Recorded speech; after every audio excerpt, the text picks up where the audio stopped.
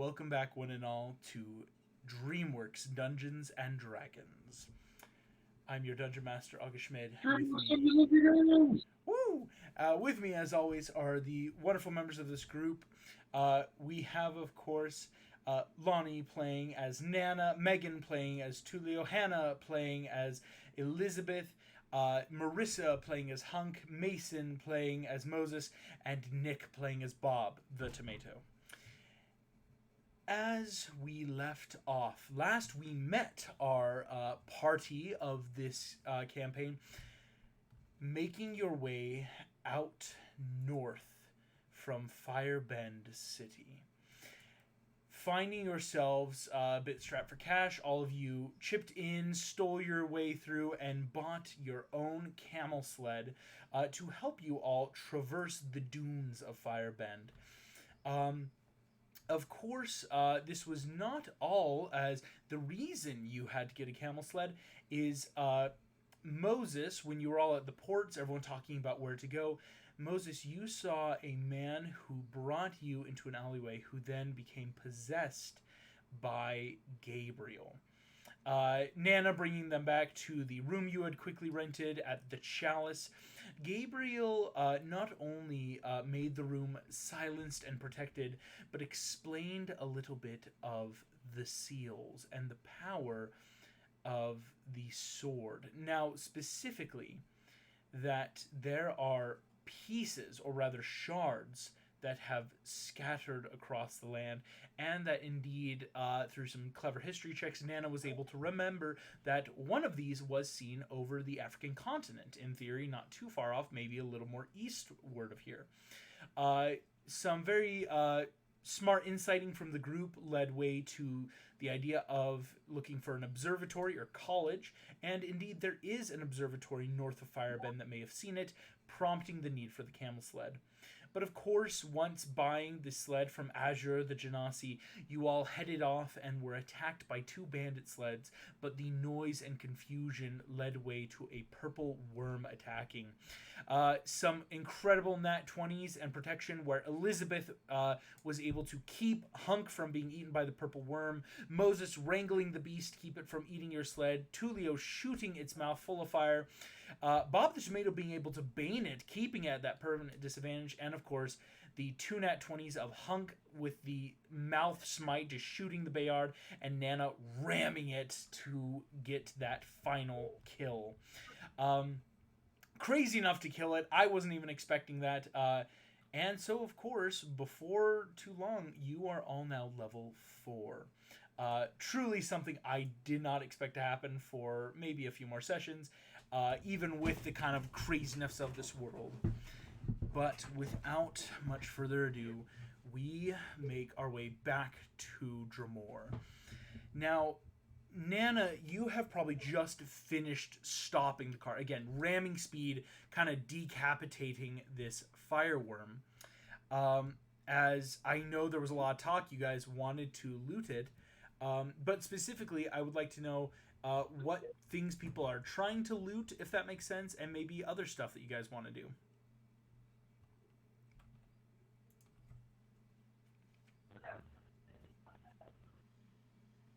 I'd like to get my armor back from the guy we fed to the worm.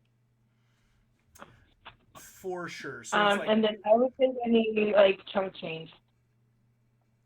Yeah, so kind of that hey, if we're opening up the worm, if we're gonna cut it up, let's get some stuff as well as my own personal stuff. For sure, both of those are gonna be easy passive just to make sure that's done. Other things before we start into the big actual group checks to start harvesting. I'm good. Were any of the other than the guy who got eaten, were any of the other bandits around here, or did we kind of leave them a half mile back in the desert type thing? Those bandits, yes, half a mile back, that have either been eaten or possibly dying, or their cart is broken and are now kind of stranded, maybe heading off at this point.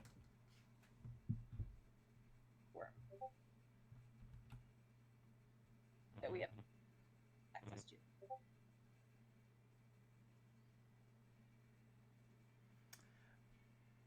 Okay, here's what we're going to start with then. For those in the party that would like to do so, please make me, we're going to call this a bit of nature and survival. I'm leaning more towards survival, unfortunately, because it's more of a survival check of starting to do the process of, shall we say, harvesting, taking off the scales, and the like. Can I guidance myself? Yeah, you can.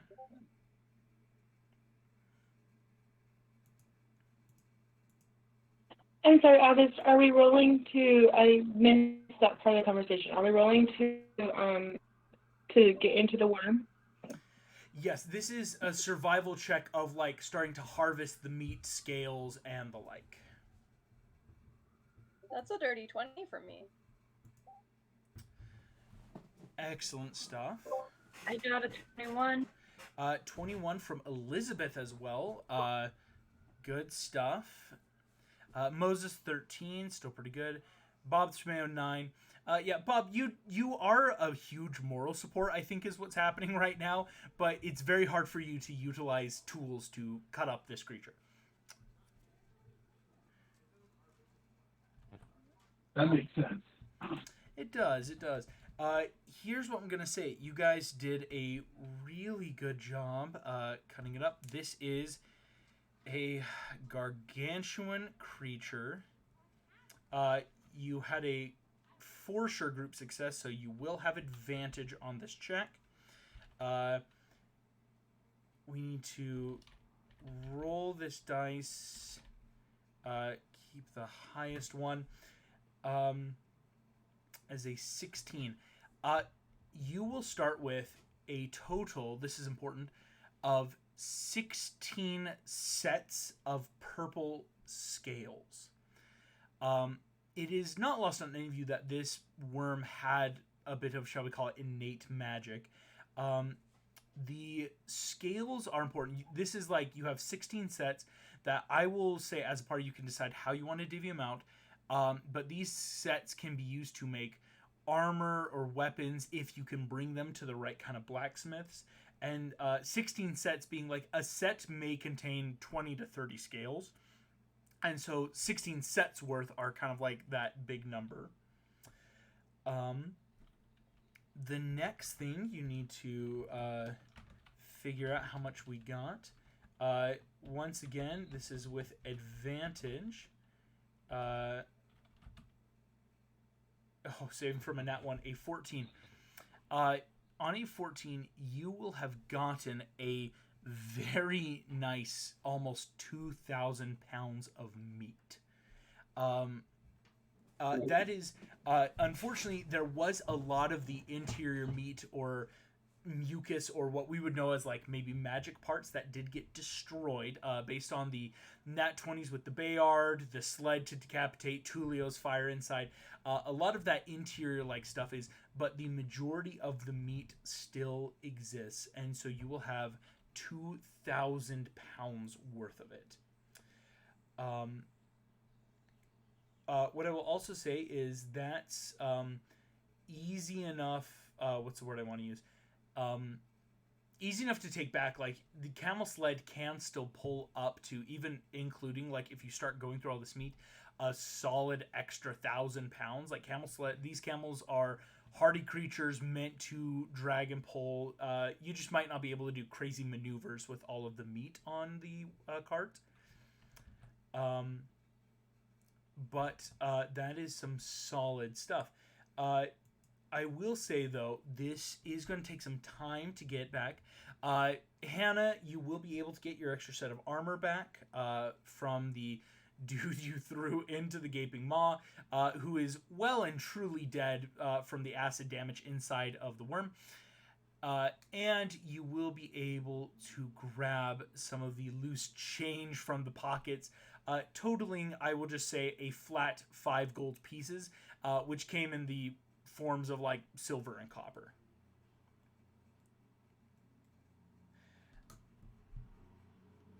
Okay, I was taking care of a baby. I just want to clarify. Pieces would be divvied out to everyone. Is that okay with everyone? So we would have Is that one except for one person?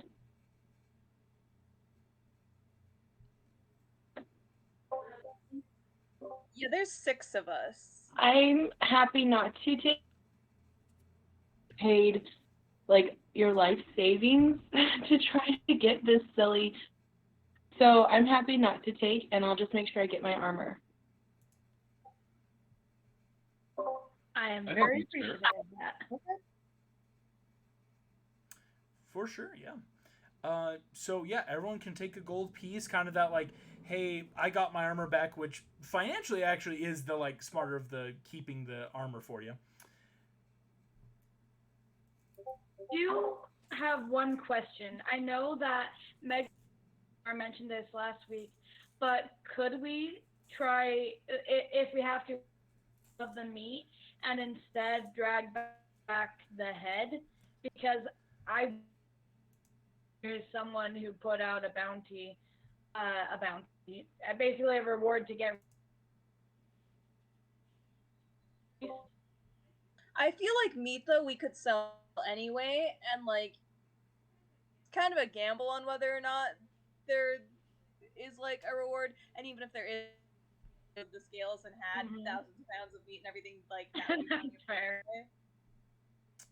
Should I know if there's like a bounty on sandworms since I'm from around this area?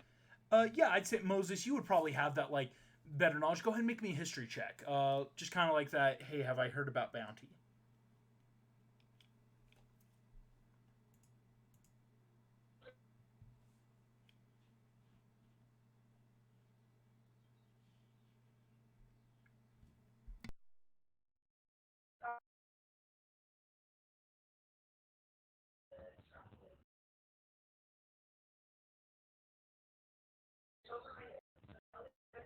August, did you hear me? I didn't. I think you cut out just enough there. What was that? I got a nat 1. Oh, Moses, you've never heard of anyone hunting these creatures. In fact, I think, Moses, you've never even heard of these creatures existing in the dunes to the north, as they don't seem like something very well advertised here in town.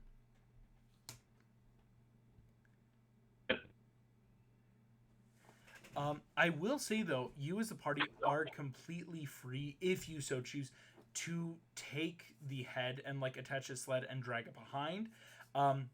It just might kind of cut down on movement, but not terribly. Again, it's just more if you get into another like big fight, it's going to be harder to maneuver. Okay.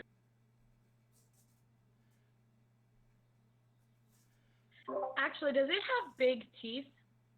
Like teeth the size of knives or blades? Yes, but again, because of the damage type and amount of damage taken inside the mouth, none of it is usable. I see. That's fine. I must not have been listening during then. I'm done then. You're totally good. That's why I'm like, but you could still take the full head because that's recognizable enough to like maybe see if there's a bounty at all. Okay, cool. Cool indeed. What I would ask then is for the party, you have a bit of a choice now. You have the purple worm, the meat and the scales, everything. Meat does not keep terribly long, especially here in a desert. What I would say is this: if you wanted to, you could push on and get to the observatory relatively quickly. You just don't know if they would have anything to like keep your food supplies well, anything like that. Or again, you weren't too far out of the city. You could also double back and try to get back into Firebend and sell off maybe some of this stuff and then head out again.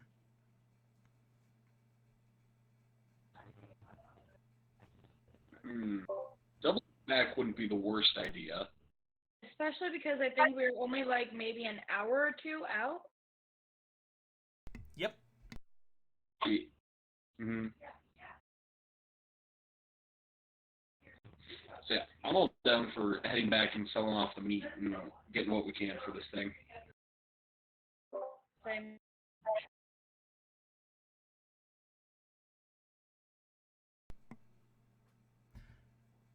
solid stuff with these ideas. Does anyone else like dissent? Any other ideas, or is it more like, yeah, we're down to go back? How far are we from the observatory versus the city? I think I missed that part. I was helping a baby. You're good. Observatories maybe the rest of the day's journey over. Like you would probably reach it by nightfall, whereas the city is only an hour or two back, but it's that doubling back, and then you probably wouldn't have time to make it to the observatory before it was full night. We do need a long rest, right? Most of us do. Yeah, that would be helpful. So I'm down to go back, sell the meat, and then find lodgings for the night. That way we can get a full rest in before we go to the observatory. I think my only counterpoint would be like there might be new hazards the next day across the same stretch that we already covered, if that makes sense. Like, do we want to have more encounters the next day? Is it better and safer to just like finish crossing the desert once and like get where we're going and find lodgings in like, you know, near the observatory? Do it for the levels, the experience. No, I'm just kidding. We just mine. You're not allowed to mine for worms, okay? But this is how we psych you out as a DM, so you don't give us an encounter if we do choose to go back. It's not how that works either.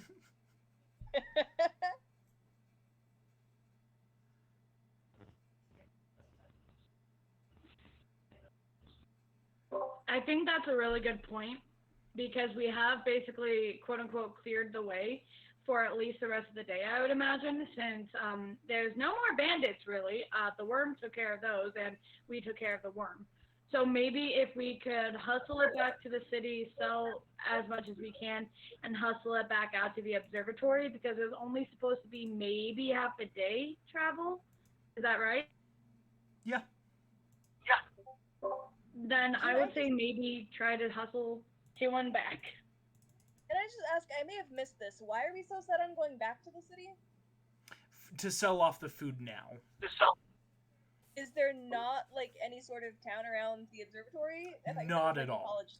No, the Firebend is the only city. You are on the edge of the dunes. This is a port city. The observatory is just something closer on the map that like it's something that it exists, but it's not like an actual college or anything. Or it's the closest thing we would think to a college, but a medieval college. It's like we're a building where people can come study.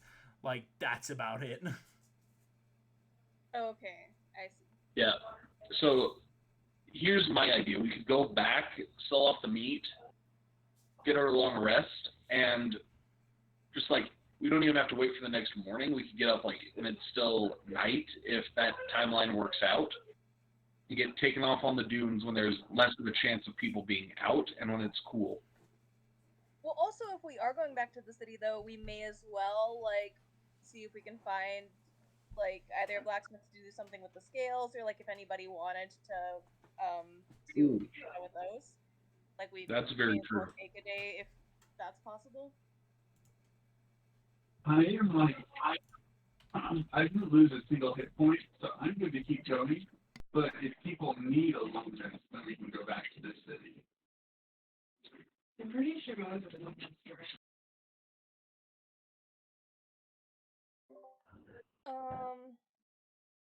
I am not terrible on hit points, but some of my abilities would be nice to get refreshed. I'm fine. I was out of the line of fire for most of that fight. I'm down a bit, so not too terribly.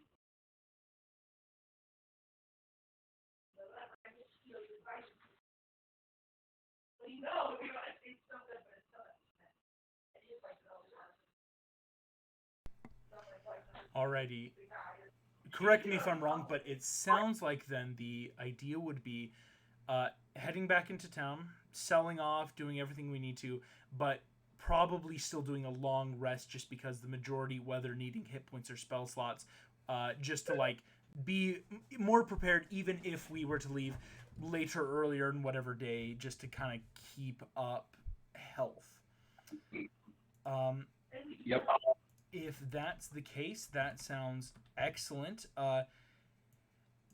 As you all get your food and stuff ready, scales are all prepared.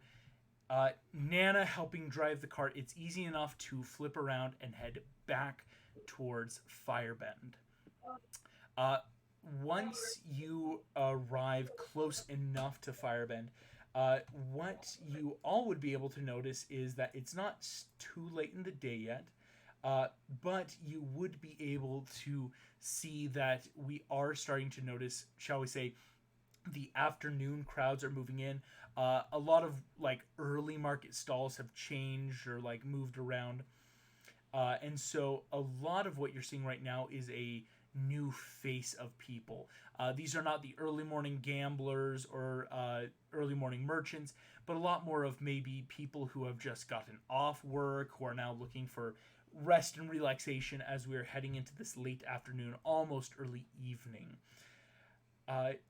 Heading on in, what I would ask is anyone who wants to then can start making me investigation checks.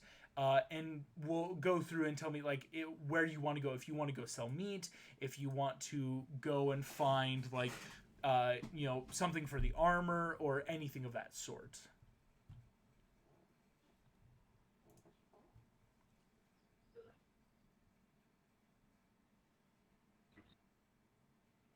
My dice are hating me tonight. That's a 5 for investigation. Oof, rough. All right, Nana with the I'm gonna guidance myself real fast. guidance again. Nana, you got that 8. Elizabeth, you got that 14. Excellent stuff.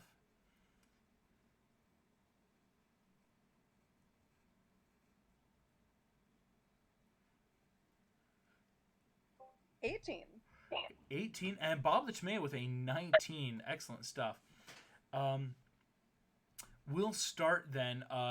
Bob, on that 19, what would you have been looking for specifically in terms of selling off or getting all this stuff?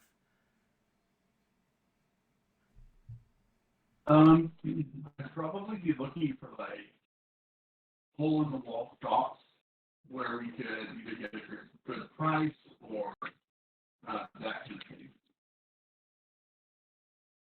For sure.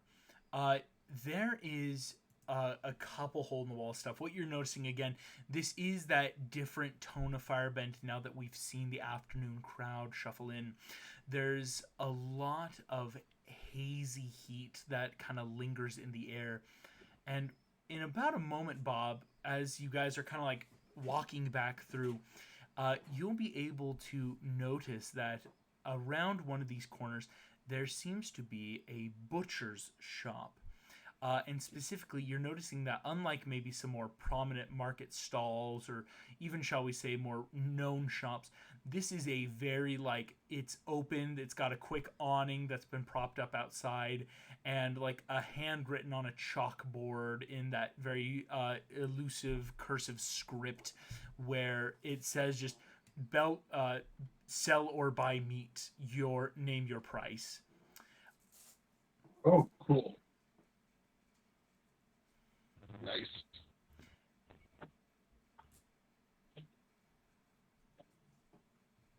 We would like 3,000 gold.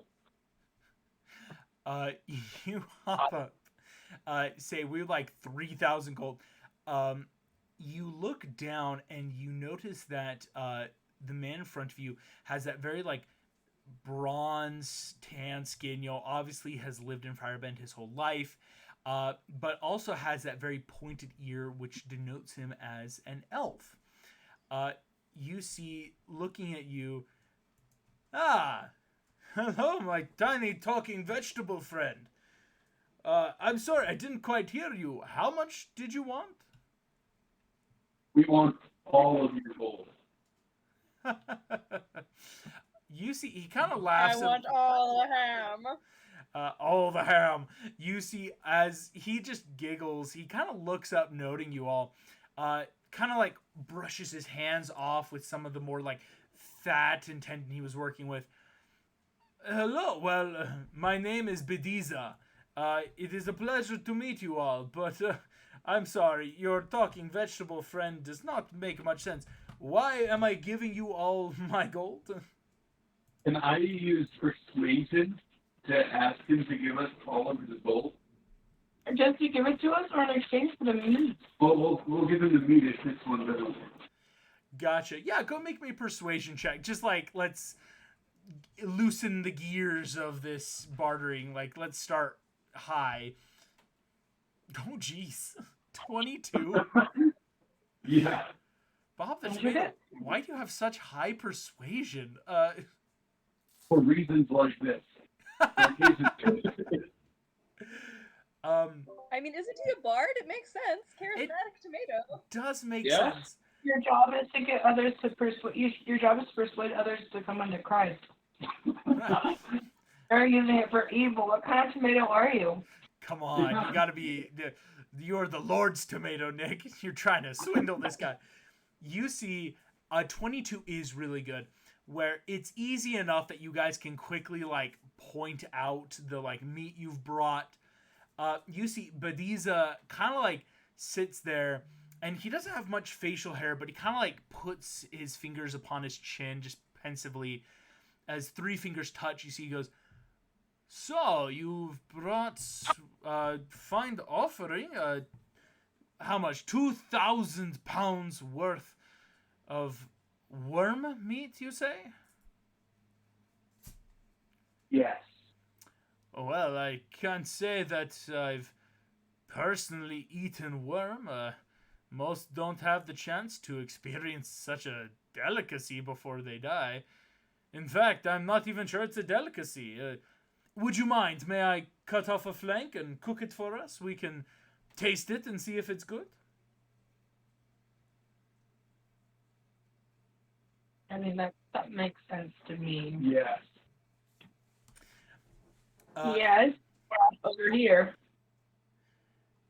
Bediza's like, here, you cut, I cook. And so he'll let one of you guys like tell me how many ounces or pounds. I mean, it's not really gonna affect it, but like you can tell me like, do you want flank? Do you want ribeye? Like, you know, what kind of meat are you gonna serve for the party?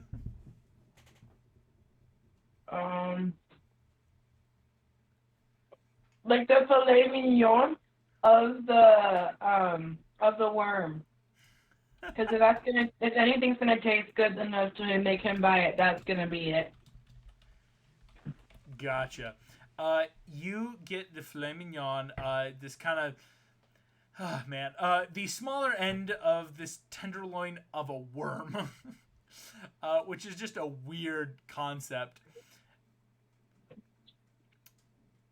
And I cast, what's it called? Do you like a food one? Let's see. Yeah. Can I cast prestidigitation to cause a really, really, really good taste smell in his mouth when he eats it? For sure. I think that's definitely allowed. What I would say is, as you cast prestidigitation, it's gonna make it taste really good. Flavor. I would say go ahead, give me just an Arcana check just to see how good of a flavor you can get into this.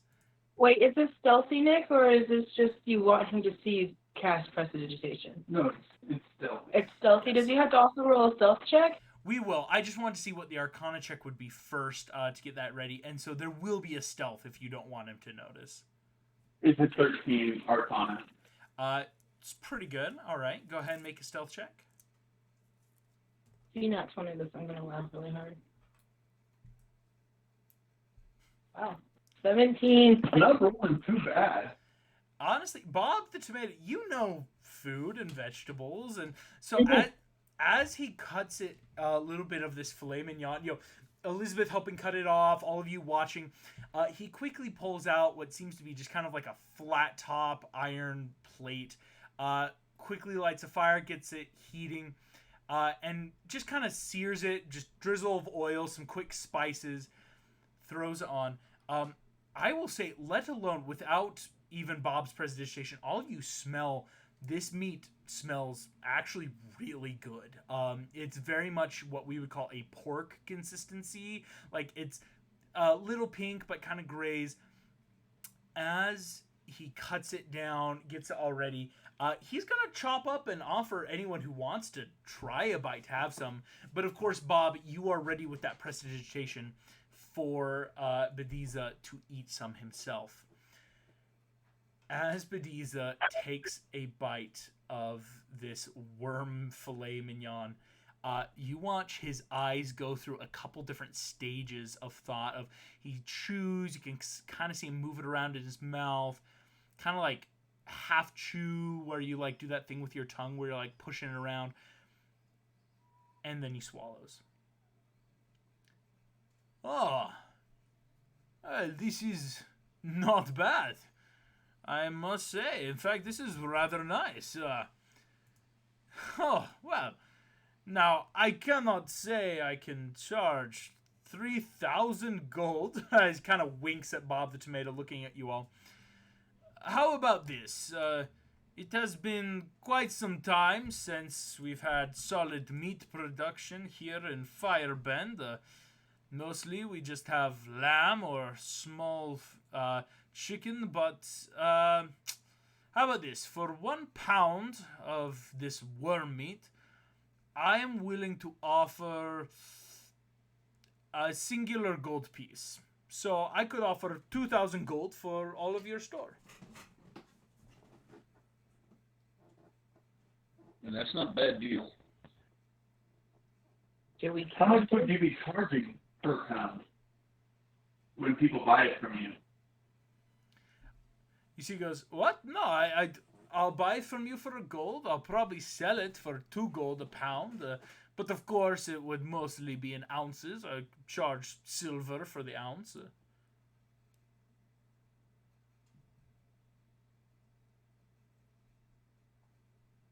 I'm willing to accept 2,000. Is everyone else?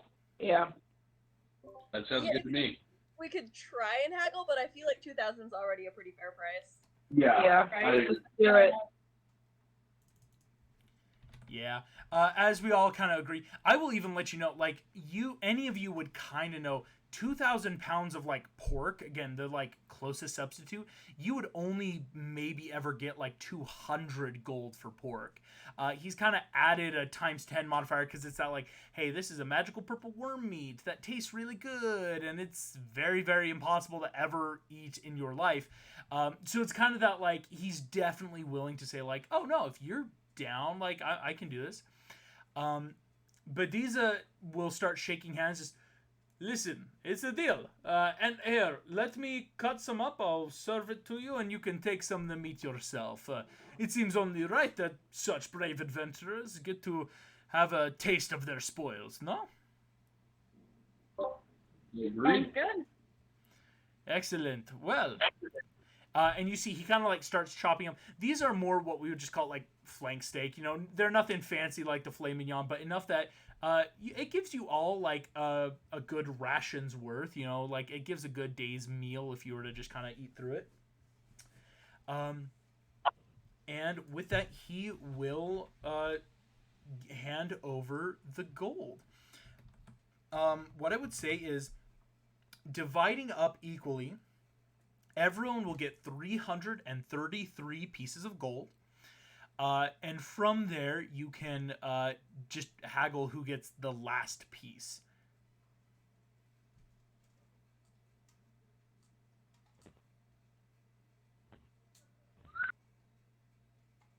I mean, if we want to be super duper fair, Hannah did shortchange herself for gold earlier when we only got 5 gold from the body. That's true. True. So, Elizabeth Not can that I have it. think, yeah, not that I think our dragon's hurting for gold, but if we want to be perfectly fair. I'll take it. Alrighty. There you go. Hannah will get that 334 pieces of gold. And you all have your meat. Now what I will ask is kind of going back to some of those initial investigation checks when you guys were looking around. Tulio, you had the next highest investigation. Is there anything you were looking for in particular?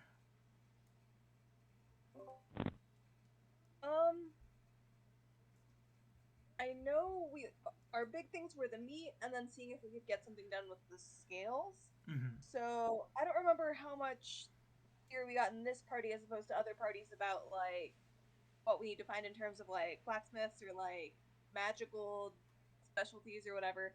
But like if I know what to look for, I guess like looking around to see if we've got options for like magical working with the scales to like maybe make armor or weapons or whatever different people in the party would want.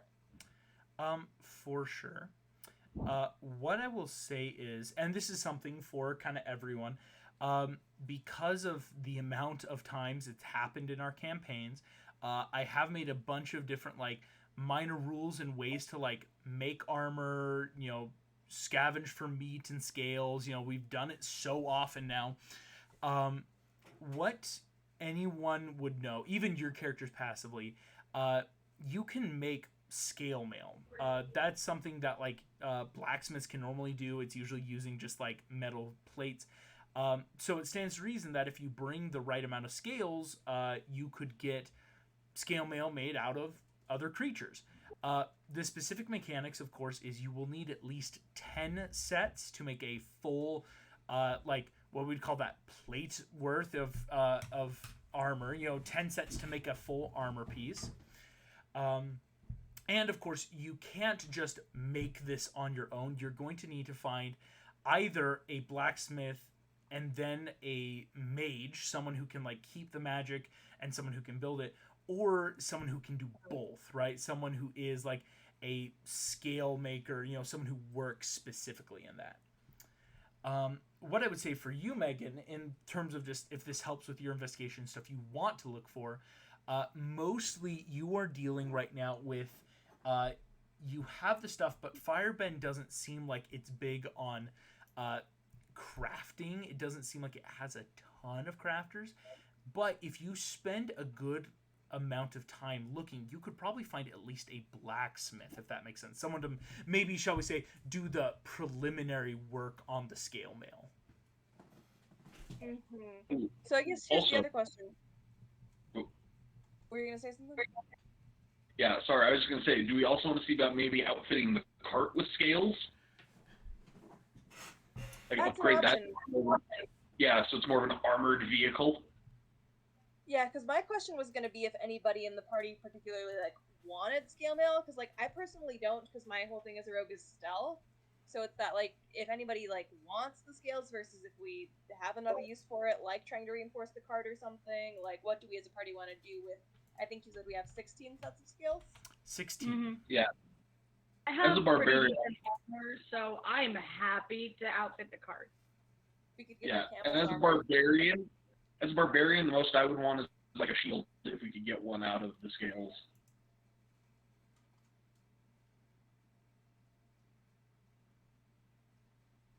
Gotcha.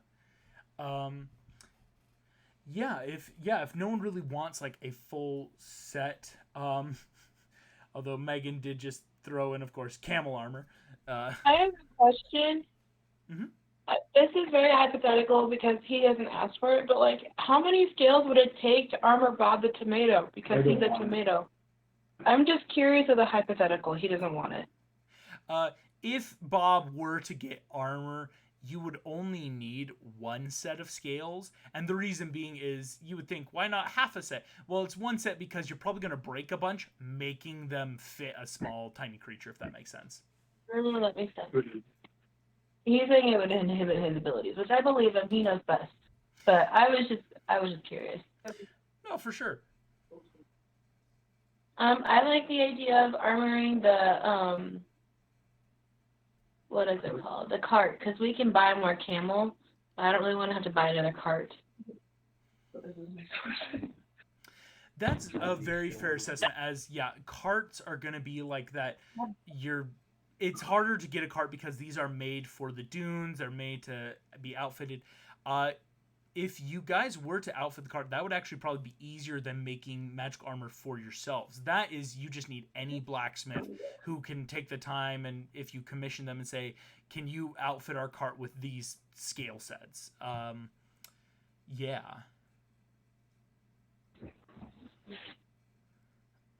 I would ask then... What was that? 333 pieces of gold. Okay, no worries. Sorry, I thought it was questioning me. What I would ask Tulio, if you're looking around, all of you can kind of be, of course, helping in, but Tulio with that 18, after a certain amount of time, you will find yourself before a blacksmith shop.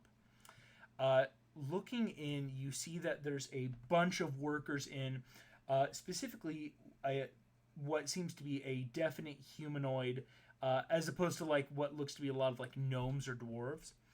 There's a humanoid that kind of looks up and approaches, wiping a lot of just that ash and sweat out of his eyes. You see, hello, can I help you? My name is Dezenz. I am the apprentice here in the shop.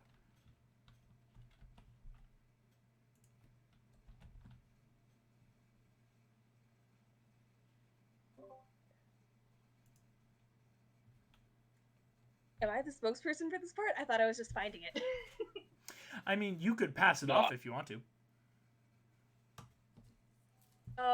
Who did we as a party come to a decision? I know we tossed around ideas about like the cart, but I don't know if we like fully decided. I think we decided on armoring the cart, because in general it's easier, it sounds like, to find camels than to find carts. But that's just what I'm touching. I'd say let's see if we can armor the cart and how much it would cost to maybe also armor the camels after. Okay. So I will ask this apprentice, Dozens. Hey, do you or your master blacksmith deal much with scales?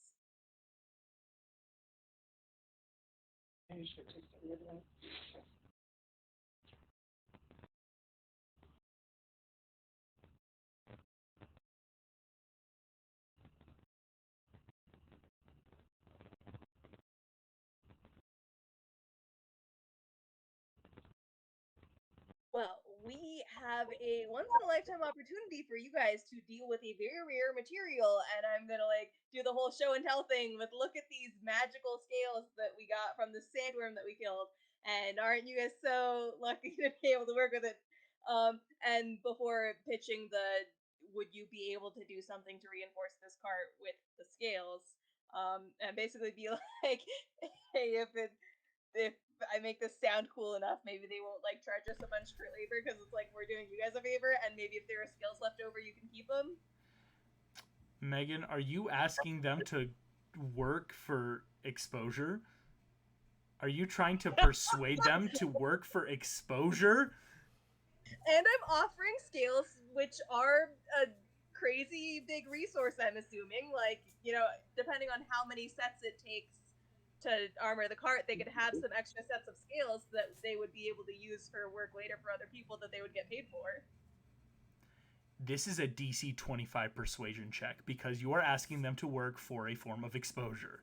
I don't care how many scales you give them, they do need payment. This is a craft that they have to do to live.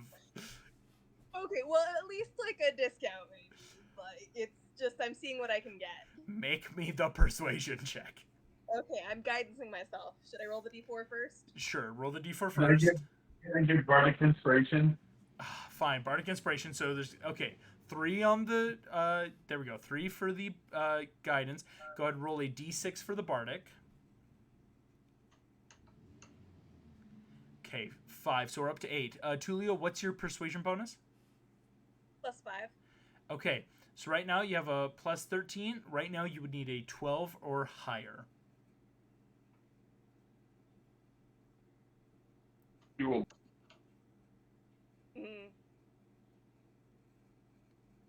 Nope. That is a 14 or a 9 for a total of 22. Does anyone have bless by any chance? Bless only works with action for attacks and saving throws. Guidance is for checks. Does anyone else have guidance? I already guidanced myself. Yeah. 22 is not bad. Like, we might be able to get a discount out of it at least. Yes, but you cannot just have them do it for basically free. That's fair, but you know what? Shoot for the moon and you get what you get.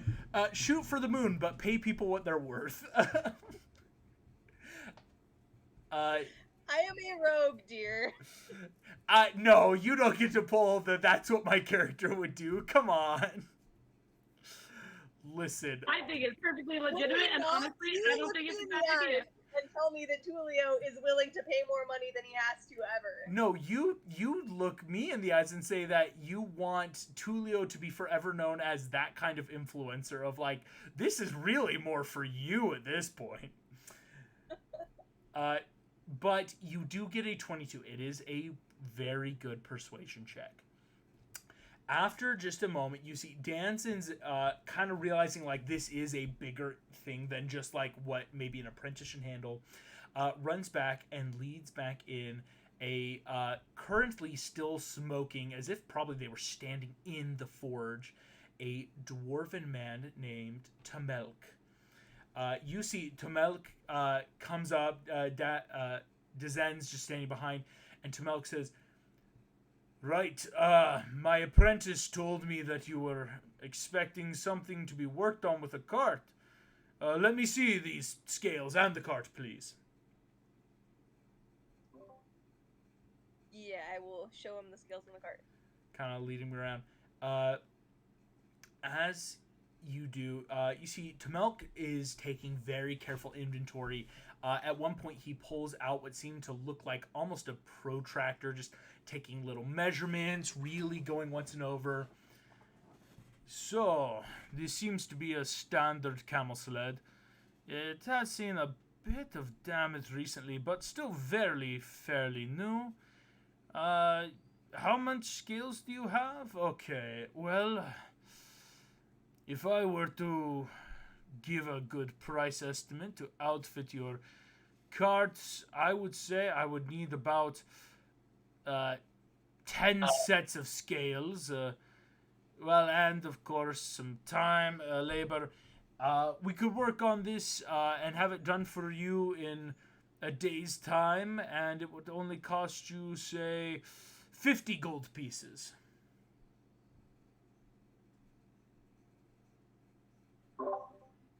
Just doable. 50 gold pieces? That's a great deal. Oh my god. Yeah. It's 50. The real thing is, it's gonna, as far as you can tell, it's gonna take them a day, like a full day to like really get this working though. Okay. We can probably spare a day, right?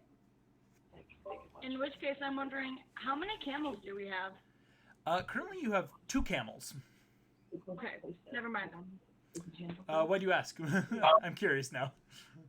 Oh, I was just saying, I mean, if we have even like 4 camels, I'm pretty sure we could pick the lightest 2 party members, stick them on one, and then we could go out to the observatory while the cart is being revamped, but if we only have to, that's not going to work. I would say you could buy more camels to increase your overall speed, but take them to the observatory. We could get more camels. It is also an option, yes.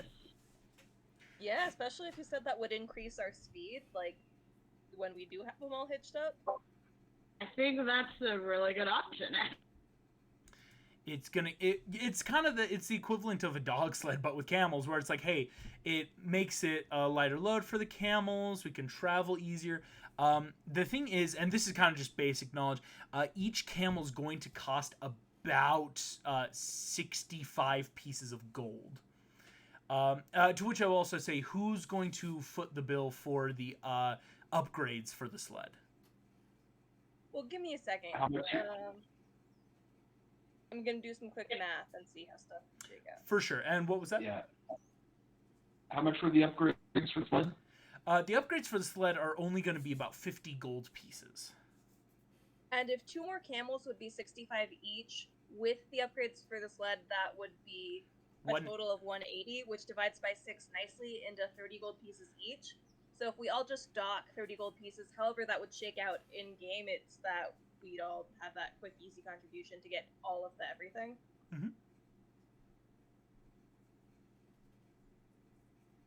I feel let's just split the prices. For sure, yeah. If everyone wants to go in on just getting more camels upgraded, that sounds good. First, So you 30 said 65 pieces, right? It would be 30 pieces for everyone, but 65 per camel. Oh, so 30 pieces a person. Sorry. Yeah, that sounds good to us over here. Yeah. Yeah, I'm good for 50 pieces. So I will knock down 30 gold pieces, and we will all do that, and then we get a cool new cart and more camels. Heck yeah. The cart, you see, Tamelk is actually pretty excited to work on it. I mean, he does a decent enough job of hiding it, but you can tell that this blacksmith is like, I've never gotten to outfit a camel cart with worm scale. Like, that's actually pretty dope. I will say he is going to take this and kind of turn to you. Yes, we will work on it. We will have it done in a day's time. What is the name I would put down for the order? Are you an official with one of the adventuring guilds, or are you freelancers? Freelancing side of things. All right. Well, again, whose name should I put this under in case we need to find you?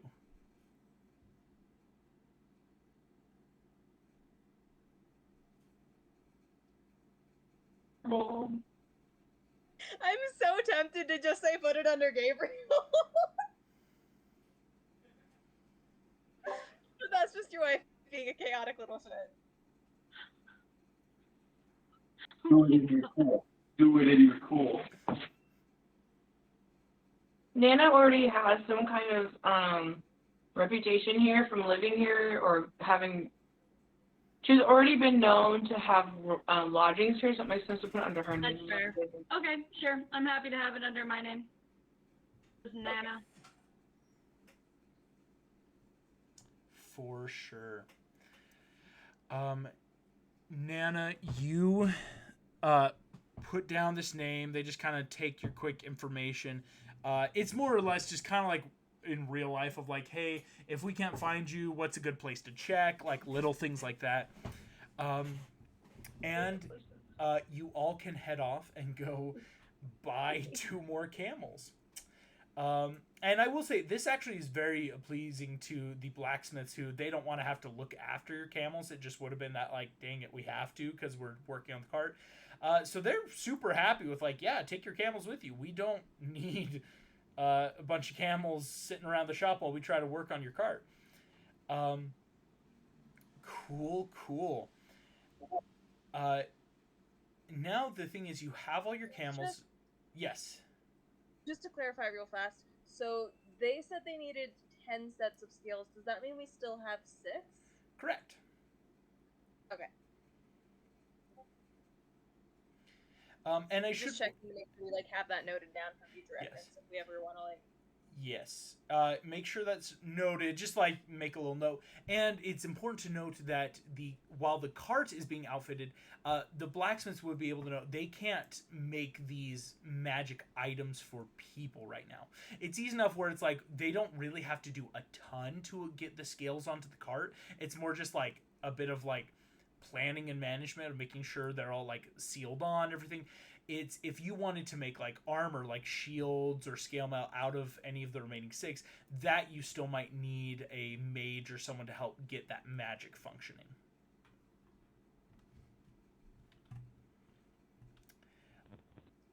As you are all getting ready then with the camels, last question is, do people want to make checks to find a place to sleep tonight, or you could head back to the Chalice, which is where Nana was staying, where you guys were with the body, with Gabriel.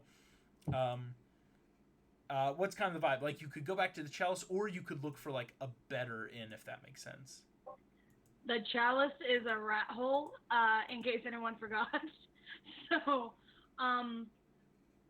potentially look for a different inn since we have money anyway. Or we could go back and see if we can find that soundproofed room again, or I don't know. Even if we find another rat hole, I think at least not going to the same place twice would probably be good.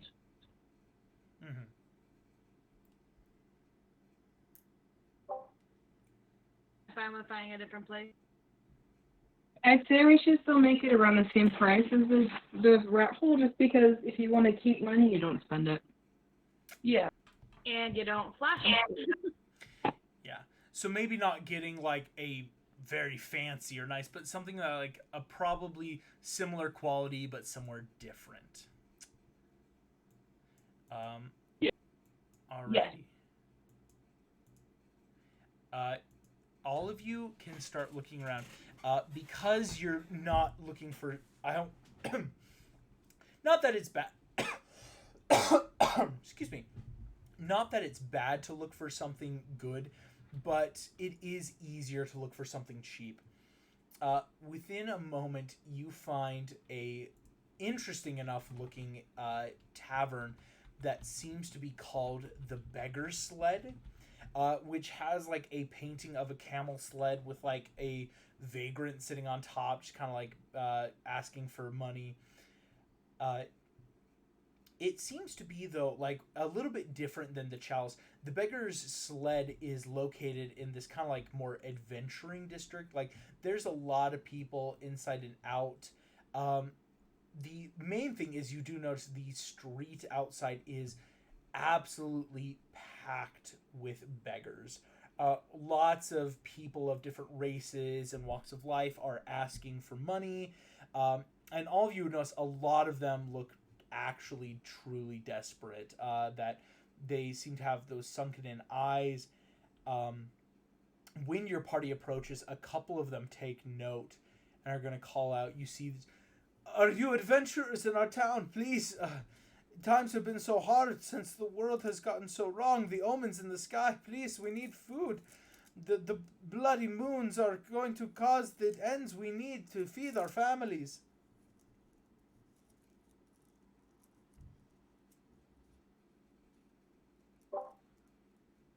Is he talking to me? I'm so sorry. They're talking to all of you. It's not like you're a group of people walking in, so all of them, they're kind of like, "Oh, look at these people."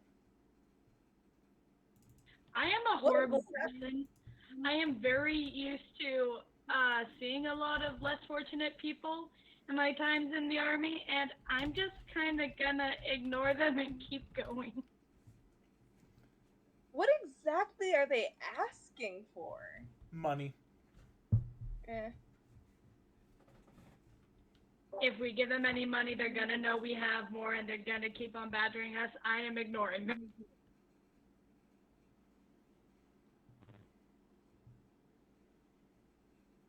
Excellent. What I would then ask is, as you all enter in, easy enough to notice that the inn is made basically with simple wood, kind of reinforced door. There's a lot of tables in and around here that seem to be clustered with other adventurers, bounty hunters, mercenaries, and venatori that are maybe just stopping for work. As you enter in, you see a innkeeper kind of turn over this tall elf. Walks over, you see she's going to introduce herself. "Hello, my name is Brecca. Welcome to the Beggar Sled. We have pottage, lentils, and pork if you're interested, and of course your standard ale. Can I fix you up with anything, or are you here for a room?" We're here for... How many do you allow in each room? You see, she kind of like cocks an eye. "How many do you want to fit into a room?" Honestly, guys, I think it's always a better idea to stay all together for safety's sake. It's very true. So, excluding the tomato, there's 5 of us, right? Yes. Okay. 5, man. I would actually need a quick... Bob the Tomato, can you make me a stealth check? Just not to be noticed as an adventurer. It's 10. Does not be... Bob still Can kind I of... do a deception to aid with that? Yes. Since I am lying? Okay. You're going to make a deception. If it's a high enough, it's a DC 17, then Bob the Tomato will be able to take his with advantage. okay, guys. I just need to get a 14 or higher. This is fine. You got this. You got this. Guys, oh my gosh, I got Yo. a 14. Yes. Alrighty. Bob, roll your stealth check again. You have advantage now. No.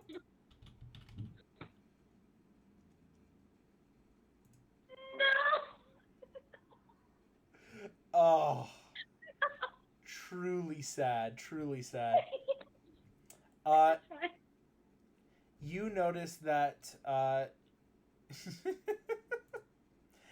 as Brecca kind of looks down, counts off, and then looks at this small little tomato, looks at you all.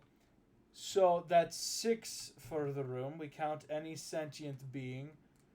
Of course, I can give you a decent enough room if you all want to bunk together. Listen, I'll just charge you for a group total of 5 gold for the evening for everyone. And you will take it. Dang, this tomato is just too obvious. But you all will be able to have a room. I feel like Bob was like, wait, I not, is it, was I not, the whole time. Is Bob truly sentient, having this whole moral discussion in the background while like, no, there's only 5 of us, don't worry about it. What I would ask though is, as Brecca, gold exchanges hands, whoever wants to pay the 5 gold, is going to just say again, right, we've got simple menu with pottage, lentils, or pork, depending on what you want. Pork will be 8 copper, the pottage and lentils will be 3, and of course it comes with your choice of different mead.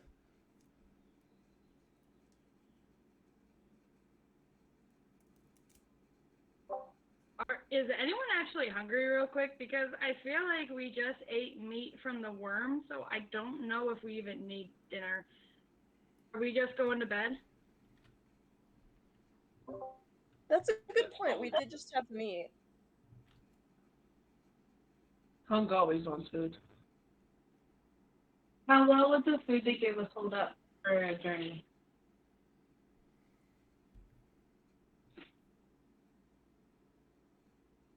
Because if it won't, then, I'm down not to buy anything. But if it would hold for a journey, it might be worth it to stock up just slowly. It's more that by ordering some food, you might save some for if you really get out in the wilderness or out where there's no food. It's not getting a little bit now, so I'm not worried about, rations or other stuff later, if that makes sense. I will say, though, if you need to... that Bethesda did give you all well and truly enough meat. He didn't just give you cubes of stuff. He cooked some food to taste it.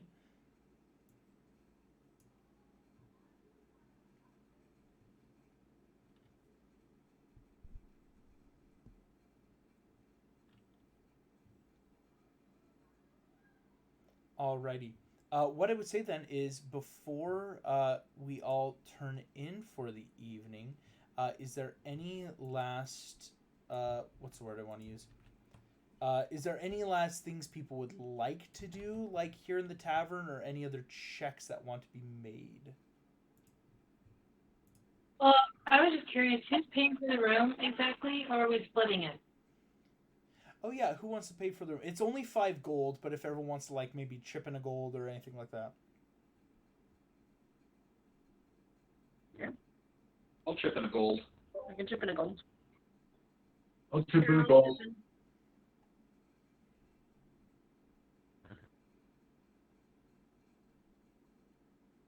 And one other thing. Just for future instances like this, I think it'd be wise to come up with a tomato protocol. So anytime someone says the word, we need a cool catchphrase where I just pretend to be a tomato. What if we just said, you're a tomato? I mean, if we just hide you in a bag or a pocket, no one will even see you. That's true.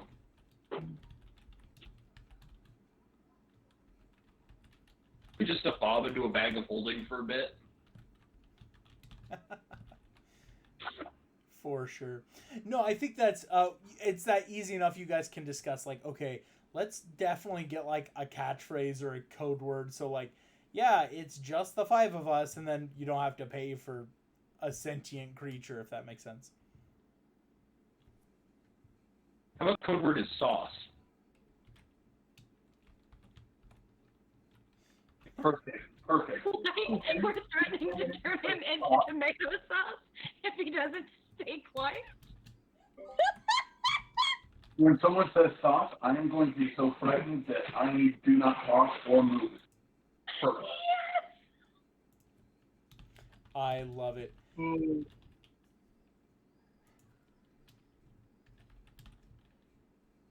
Excellent. Go ahead then with that ready. Yes, any last things that people want to do before we turn in for the night? I'm good. I'll take first watch. That's it. Excellent, excellent. What I would say then is, as you all get ready for bed, before you take a long rest, may I have everyone make me a Constitution saving throw?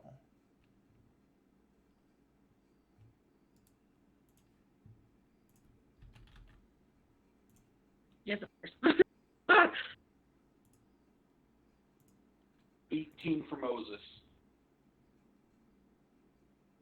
Excellent. Shaggy, but this doesn't have anything to do with poison, does it? It does Well, not. This is more or less kind of just a thing that is happening as you are all going to bed. So we have an 18, 17, 13, 10, 6, and 7. I will let you know you all have succeeded on the Constitution saving throw. As you all take a moment, you are all able to gain the benefits of a long rest. So go ahead, do that on your sheets. Refill hit points, refill spells. You've taken a long rest successfully. My other question is, as people are going to sleep with this all happening, is there anything else people had questions on before they go to bed, or is the plan pretty clear of we wake up, we have 4 camels, light us 2 together, and we ride to the observatory? I'm good. Yeah, I think that's a good plan. Same. I'm all set. Excellent. Sounds good here. In which case, you all are going to be able to head off, and that is where we are going to take a quick 5-minute break for the evening. Thank you all so much for playing, and we will be back shortly.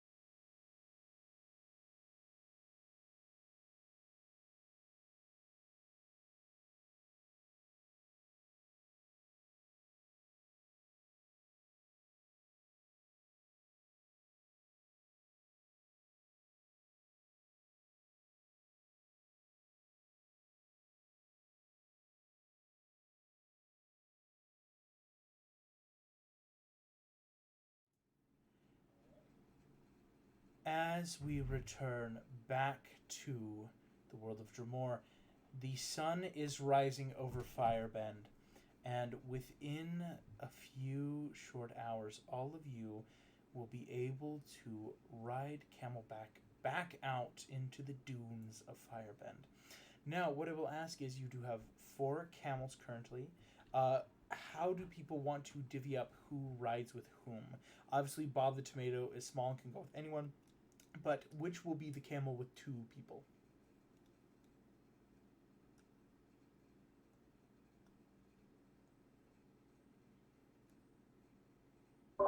I may be a dwarf, but I'm a very solid dwarf, wearing very solid armor.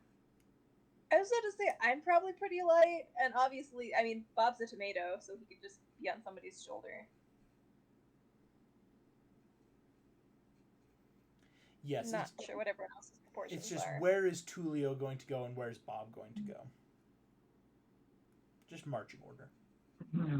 I'll go with Moses, if that's okay with Moses.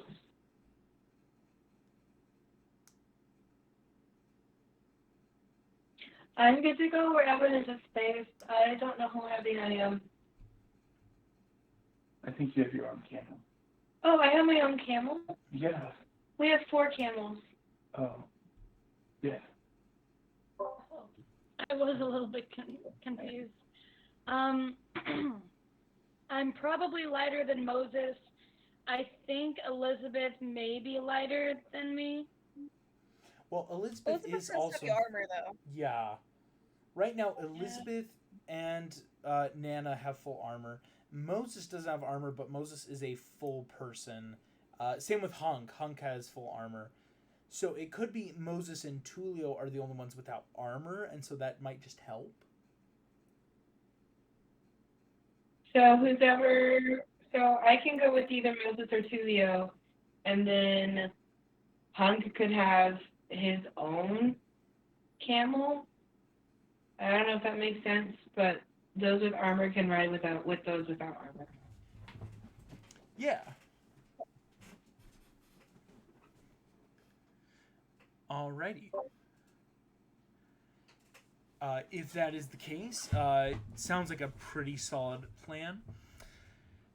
You will all be able to head off into the now rosy dawn. As heading over the sands, the heat is starting to rise slowly through the day, which initially feels rather nice. Again, the desert does get terrifyingly cold in the evening, and so there is a good couple hours where everything feels rather nice. I am going to roll a quick behind the screen sort of check.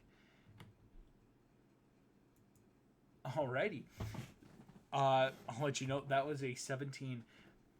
This trip goes a lot faster and smoother than before. And all of you within no time will see that as a half a day's journey is passed, well into the afternoon, rising out from the sands itself is the Ochre Observatory.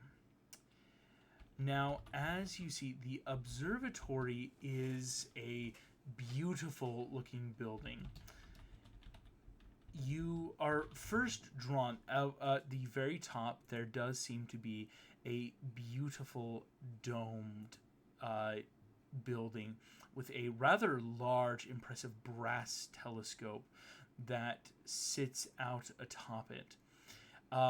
The building itself isn't very large. It's merely topped above what could be considered like kind of like a sandstone mountain. And as you move your way towards it, you see that there are people inside that are moving in and out in every which way. Within moments you will see, and I'm sending a picture to the group chat so you can all kind of get an image. Everything about this temple this observatory seems rather simple in its design. It's not anything fancy, it's not anything clever, but it does seem to have the aura of academia and learning. As you see, there are people who are sitting outside that are sipping out of water skin pouches that are writing on different scrolls. Some work their way around and are having conversation. And before long, you will all be able to move your camels up into the small little opening gate as your camels kind of climb this little observatory slope. And I would just ask, who wants to knock on the door, or who wants to see who's home?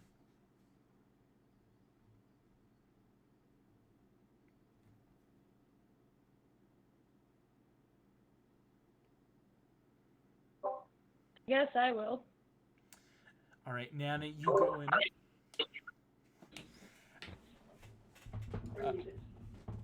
No worry, Moses. Nana beat you to the punch. Nana, you flip off your camel, walk right up, bum, bum, bum, bum, against these large stone doors set into the sandstone.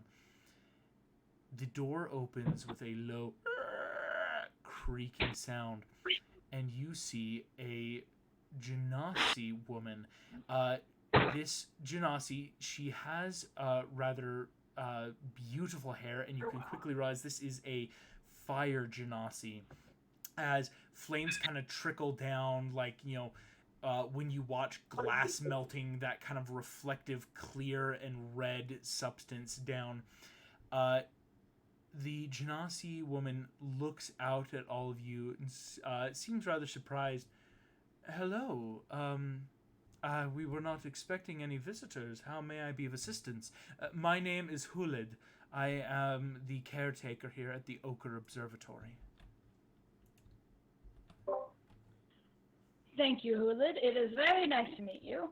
We are here because we heard of some comets or an asteroid, maybe, that fell from the sky in this general area, and we figured that if anyone would know where this came from or maybe where it fell, it would be the observatory. May we come in? I need you to make me a persuasion check. It's going to be a DC 14, and I'll let you know you do want to succeed on this. Okay. Let's see how the dice feel about this. They feel poorly about this. Hey, anyone with persuasion want to give me the help action? I can do that. Awesome. Heavens. And I'll say, Bob, how are you going to offer the persuasion help? Would it make sense for me to use the help action or to make my own check? Oh. I got. Oh, that was so close. Never mind. I think right now it's a help action, just because Nana was the first one to knock at the door. Yeah. I'd probably just whisper in her ear, try and give her advice or something like that. Yeah, Nana, it's hard to seem presentable and professional with a tomato whispering in your ear. On only an 11. You see Hulid kind of looks at you, kind of at you all. I'm sorry, we are not open to visitors at the moment. If you would like to schedule a time maybe to speak about our observatory and, well, about anything else, I would suggest doing so, but we are rather busy. How might we schedule a time? Hulid kind of looks puzzled.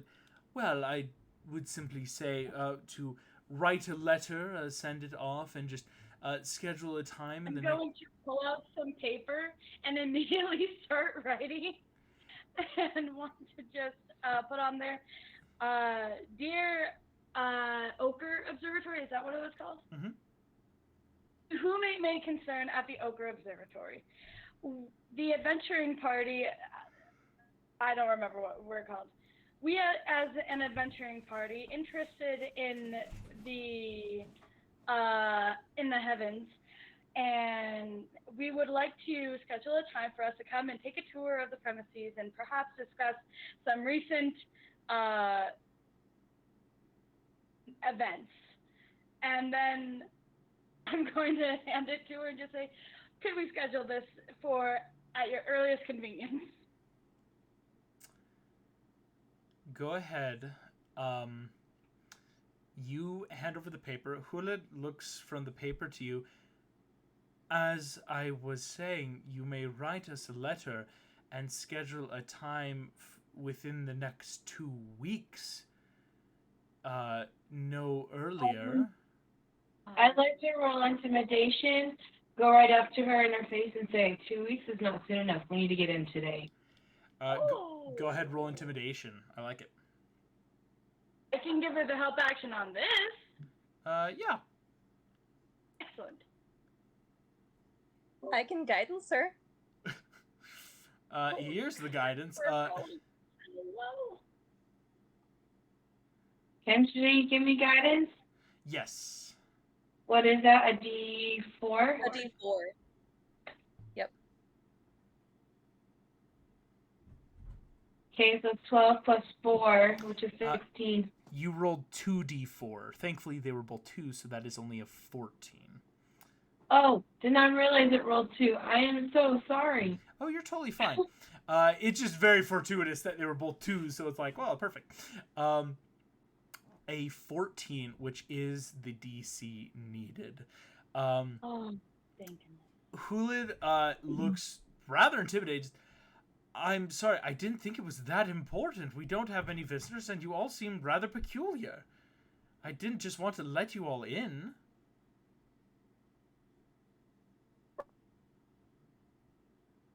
Sorry, technical difficulties. Well, we thank you very kindly for realizing that it would be better to help us immediately. You have a lovely establishment, and I'm just going to kind of gently but very steadily let myself in and let the rest of the party follow behind me. You guys all start pushing in. Every one of you can hear Hulid under her breath. I let you in because we are unarmed and you all seem violent. But all of you are let in. Hulid doesn't stop anyone from entering. And you can all enter into the observatory. Upon the interior, you are greeted with beautiful sandstone. There are rugs woven of interlacing red and purple, making that beautiful paisley-esque teardrops around.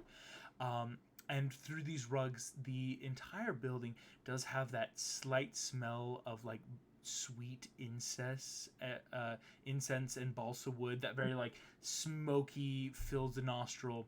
Where as Hulid brings you in, this Genasi woman kind of looks around as a few different, like maybe students or astrologists are passing around. And after a few moments, you see a very old-looking elf approach.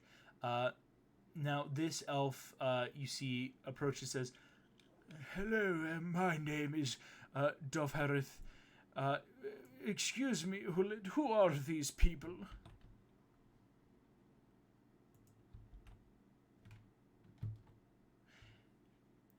Hulid kind of stops as she doesn't even know what to say. We're her new friends. Hulid takes that and goes, "No, we are not friends. They are here to ask about some meteor sightings." Go ahead. I would like anyone in the party who wants to make me an insight check. Did you say insight? Insight. I will guidance myself. Okay.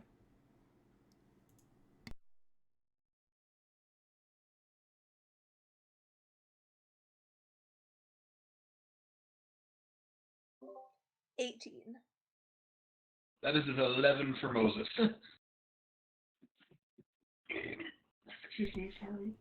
17 for Bob the Tomato, 5 for Elizabeth, 15 Nana, Tulio 18, Hunk 16. Anyone who got a 15 or higher, so that would be Bob, Nana, Tulio, and Hunk.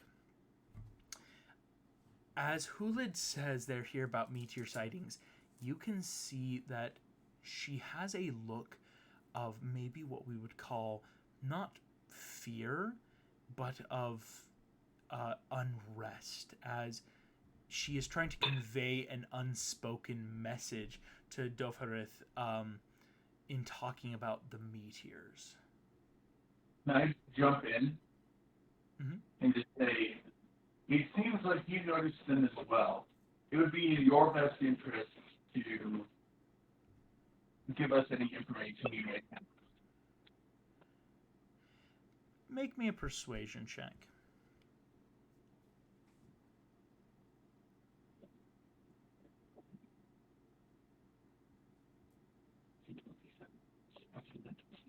Nice. Natural 20. For a total of Oh, 27. 27. You see both Hulid and Dofharith stop. Dofharith turns to you. Tell me, little tomato, why are you so interested in the meteor?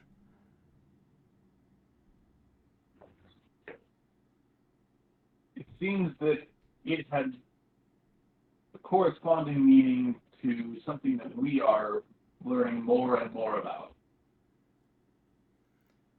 You see Dofharith kind of looks at you, and again, this elf who, remember, elves are those very like, oh, what timeless beings.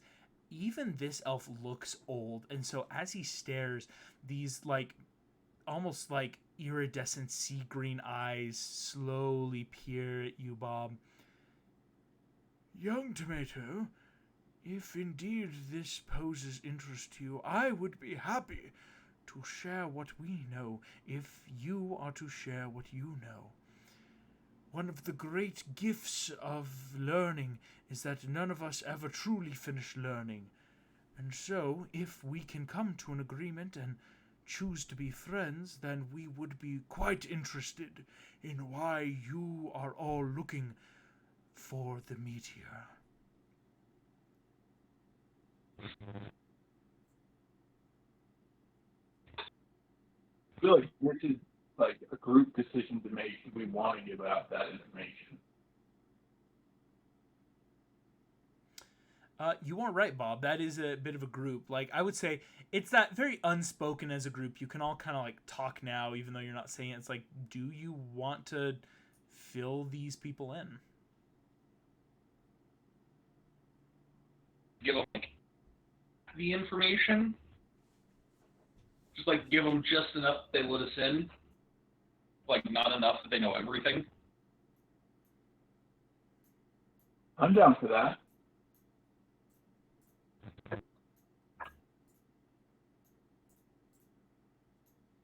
Sounds fine over here, whatever you guys decide. Yeah, I think that's a solid plan. Same. Alrighty. Then whoever wants to share a little bit of information, you will have to make a deception check because they are hoping for honesty. But yeah, Who has the highest deception? Yeah, who's got a high deception? I've got +7. Oh wow. I've got a +3. I think +7 wins. Okay, but what do we specifically want to share with them?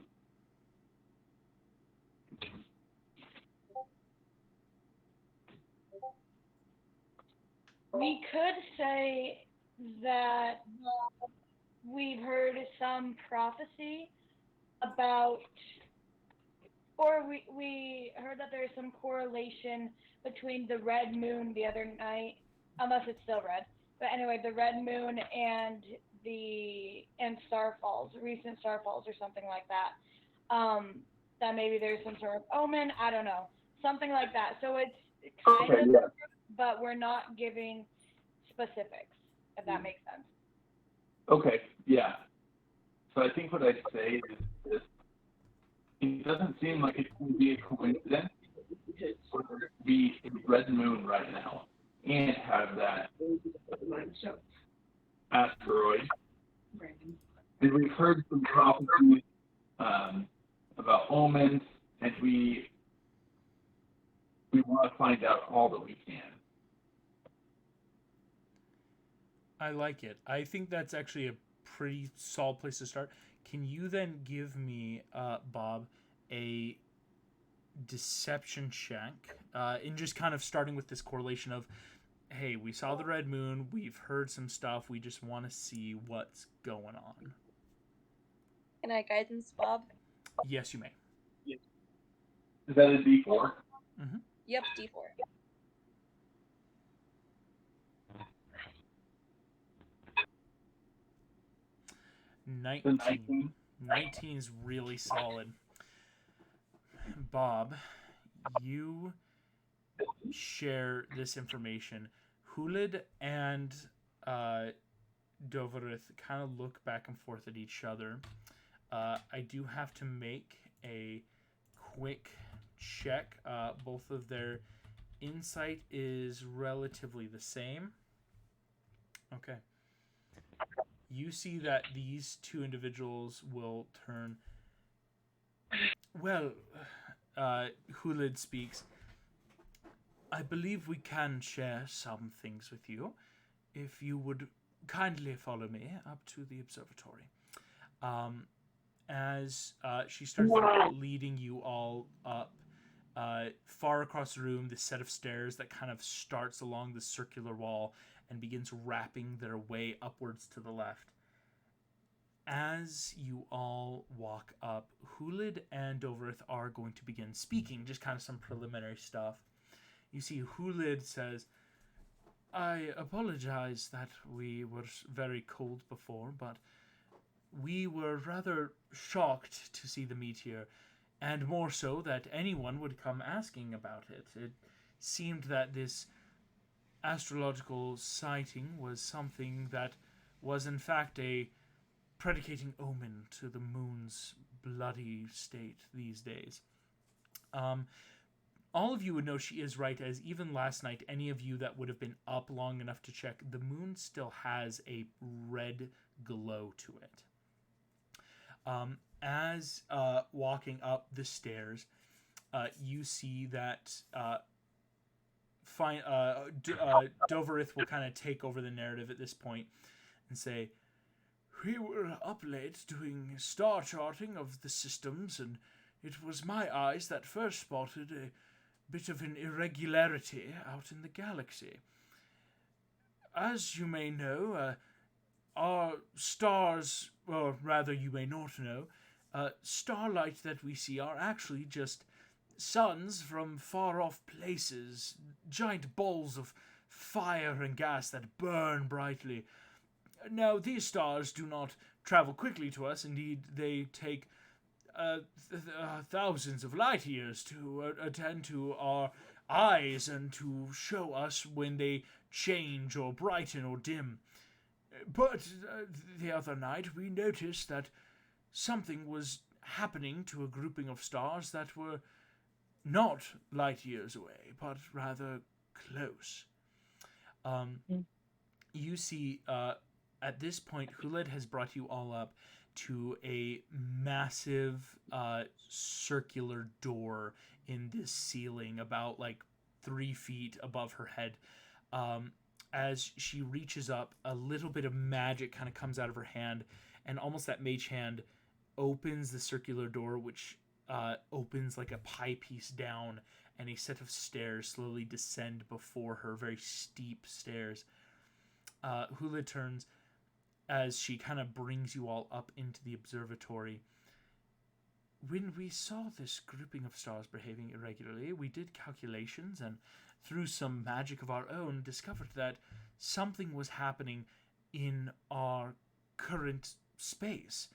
Not in any planetary alignment, nor in anything far away, but something that was happening in the atmosphere itself, as if stars were appearing and changing, like something was coming through. But this would hypothetically involve astrological planar travel and shifting in a proportion to affect our very system, something never before seen.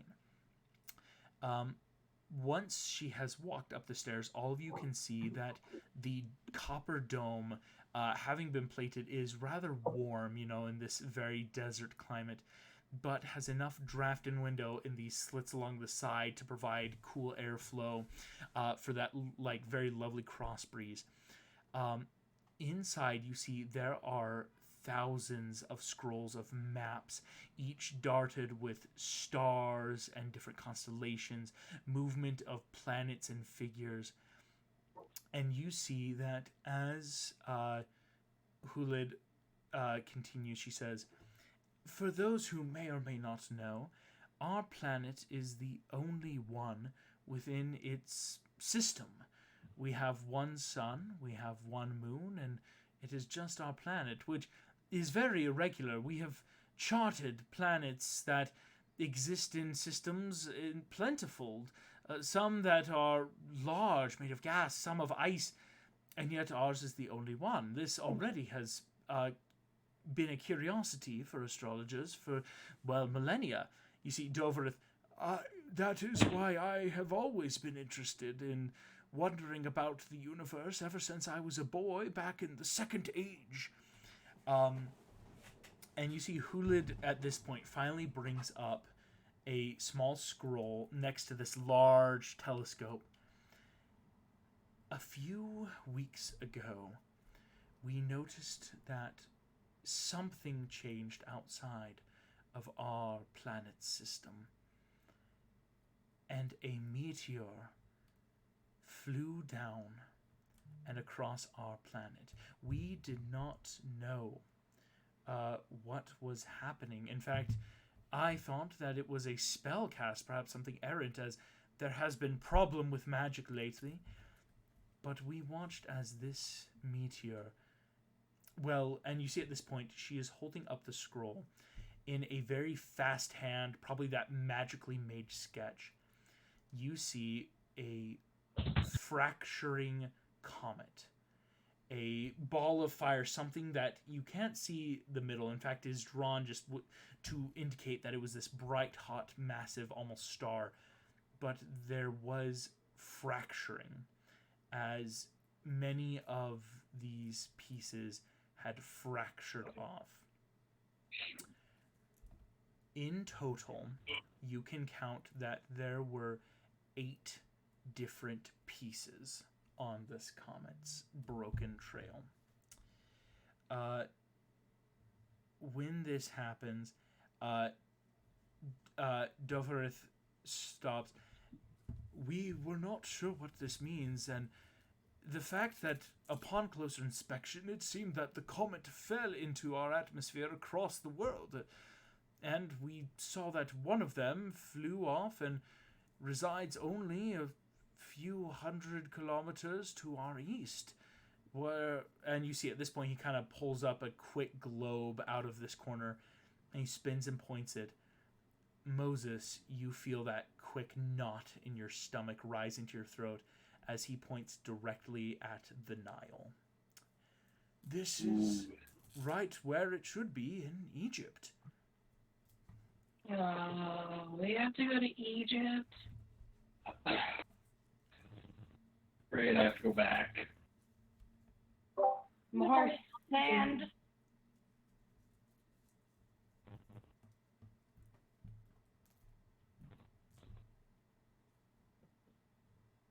Well, I'm gonna tell them thank you, and I'm gonna say, "Is there anything else you noticed about these things? Were there people? Did you notice if anyone else had noticed where they landed? I mean, I don't know if you guys have any contact with other observatories and things like that, but who else might know what you just told us?" That's a great question. You see, So clever. yeah, Hulid kind of takes that.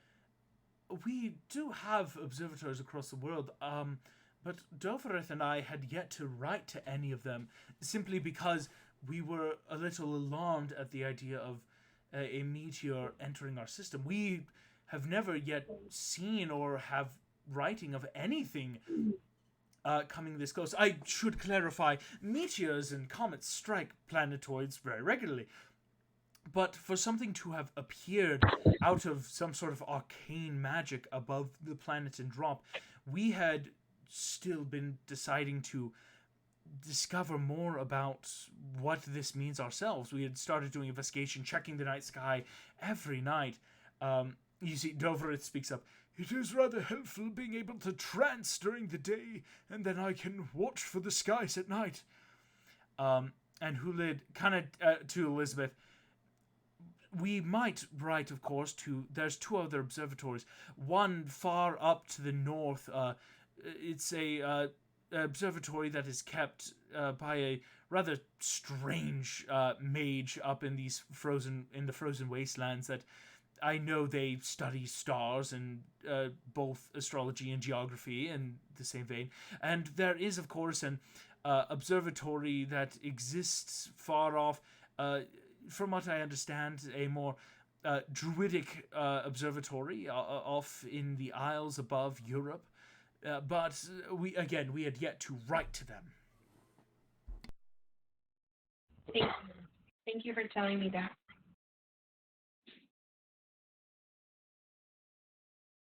So, should we go outside the observatory? Is there anything else we need to know? This is just me asking the party, not the guy.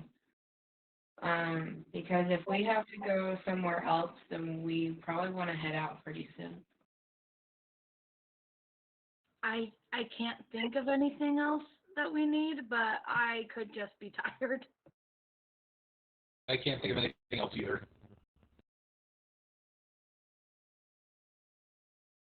Okay, so I'm going to thank them for their time, even though I scared the poor girl. And I'm going to just palm over 1 gold into the guy's hand who told us, and 1 gold into the girl who let us in. Just as a thank you again. And then I'm good to go if you guys are. I'm good to go. Sounds good. Yeah, I'm good.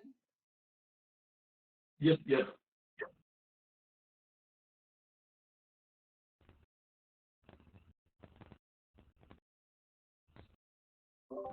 August, I'm gonna point out real fast. I don't know about anyone else. I'm hearing you in the other room, but not over Discord. There we go. I was muted for a second. Yep. You're good. As you place the gold, Elizabeth, in their hands, you see Hulid looks at you. Thank you very much. I would say you don't have to pay us, and please. Omens and meteors mean. I would please ask, of course, just for public safety and panic, not to be spreading more about this until we understand more of what's going on. The moon being red is something that already is quite alarming, and we don't want to create more sensational panic, as it were. All of you would stop passively. You hear someone is running up the stairs fast and breathing hard up to the observatory. As running in, you see a human with long black hair kind of pulled back in a quick turban with some of the hair sticking out. And Hulad kind of, Hosash, what is happening? You see Hosash, this human, looks up. Madam Hulad, please, the raiders are back and they're demanding your presence again. They are surrounding the tower as we speak. Hulad, immediately, you see the Genasi, who has that very fiery cheeks, that like reddish complexion, dims, doesn't pale, but you watch as it just dims and grows much more ashen and gray. Hulad just, yes, of course, please excuse me, runs out of the observatory back down the stairs.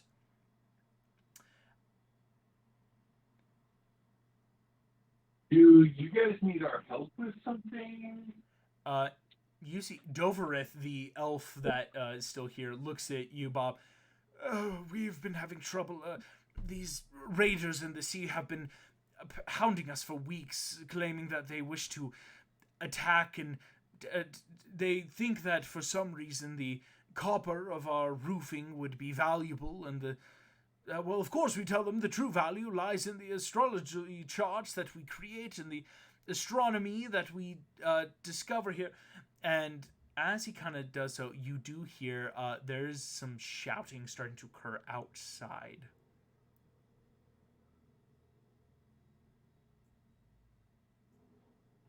I'm gonna run outside to see what's going on. Same. Got it. Yep. Yeah, I think we all do. Yeah, as party, you rush down the stairs. Doverith kind of bringing up the rear, slowly getting down this elderly elf. Um, Making it back out front, the first thing you all see is a group of sleds pulled by impressive looking camels that indeed are wearing slight armor. You see this kind of like leather padding on them. Hulad is standing just outside the doors, and about 60 feet away down the slope, you see a very tan-skinned man, very Arabic in nature, who has these very piercing golden eyes and quick white turban and that baklava that's pulled just enough down below his mouth. You hear Hulad just, "That is not right, and we of course will never bow to you cowards." The man speaks of just, "It is no issue. We will simply take these camels and return tomorrow. If you do not provide the copper, it seems we will eat and have our bellies full then. It is a simple choice."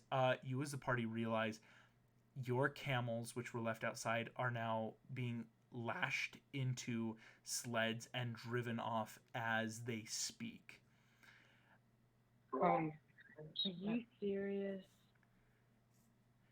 Great, now we gotta kill some bandits and get our camels. The bandits, you can see there is about 80 different bandits here. This is like not just one or two sleds. You're counting at least groupings of 11 to 12 sleds each with manned that close to 6 or 7 riders. The man in front, who seems to be on a rather personal sled, this very slick one person. "It is no problem, Hulad. I will return tomorrow, and by which time you will have taken the copper off your roof, and we will have done business. It is no problem unless you want to make it a problem." You see the man, his eyes do dart back to kind of because not just you guys, you see other students have kind of made their way out, kind of peeking out from other windows and places. The man does a little bit of a gesture. To our closest approximation, he gives Hulad the bird. Whips his camel, and the entire group of raiders start riding off. Okay, before they go, I want to say, I challenge your king to a duel. You hear the man turns around, "Fuck off, we don't have a king," flips you off, and they keep riding.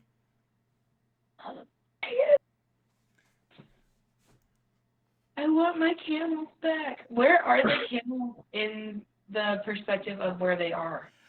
In the group of people. Oh, right. It's more like you can tell because your camels aren't armored, right? These are just kind of normal camels. They were split up to hey, this sled had 2 camels, we'll add a third, or this one had 3, we'll make 4. So they were kind of there's no rhyme or reason. They were just kind of lashed quickly into different stuff, and were just kind of scattered throughout the bandits as they start riding off.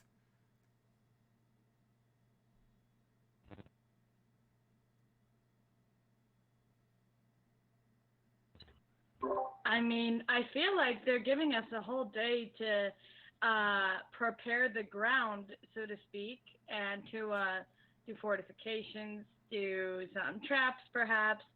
I'm okay with letting them go and being ready for when they get back. Yeah. It gives us a day to prepare and sneak attack them. I will say, you guys are starting to think this, which is really smart. All of you can see, though, a lot of students and even Doverith have started whisper hushing and look very worried. Hulad has dropped to her knees in the sand outside, and you can tell she is heavily crying.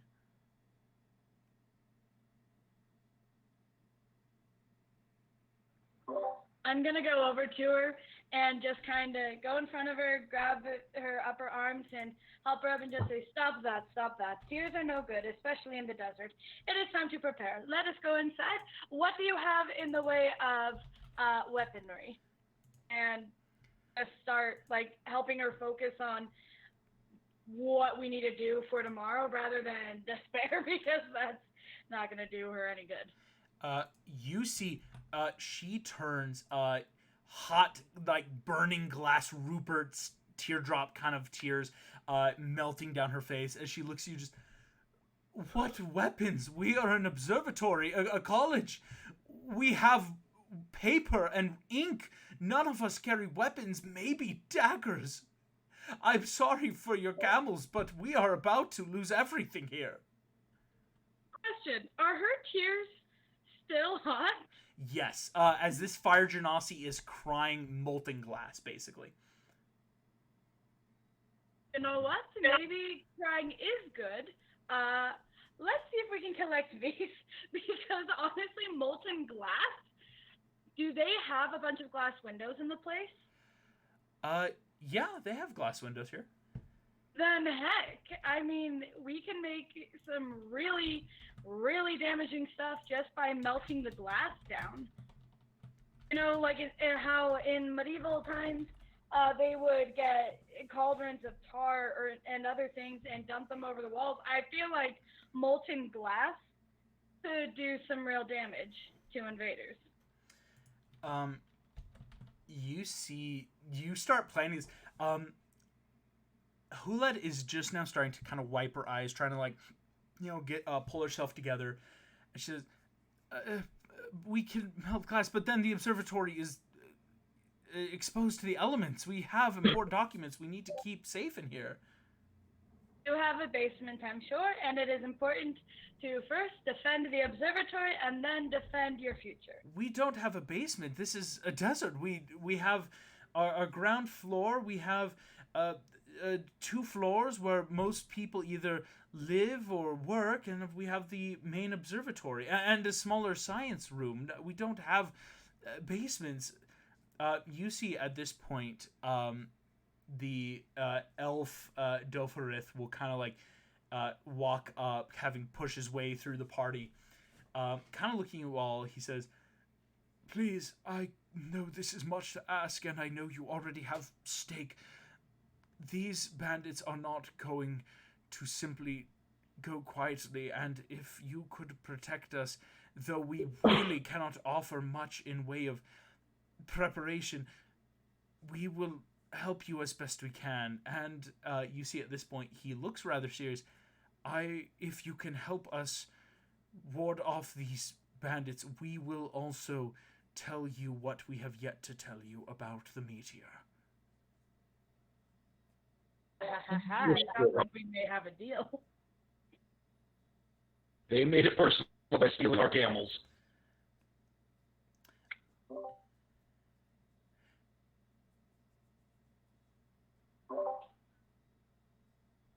In case you're waiting on a more official answer, Dan, I think we're all in agreement that we're happy to do our best to protect everything tomorrow.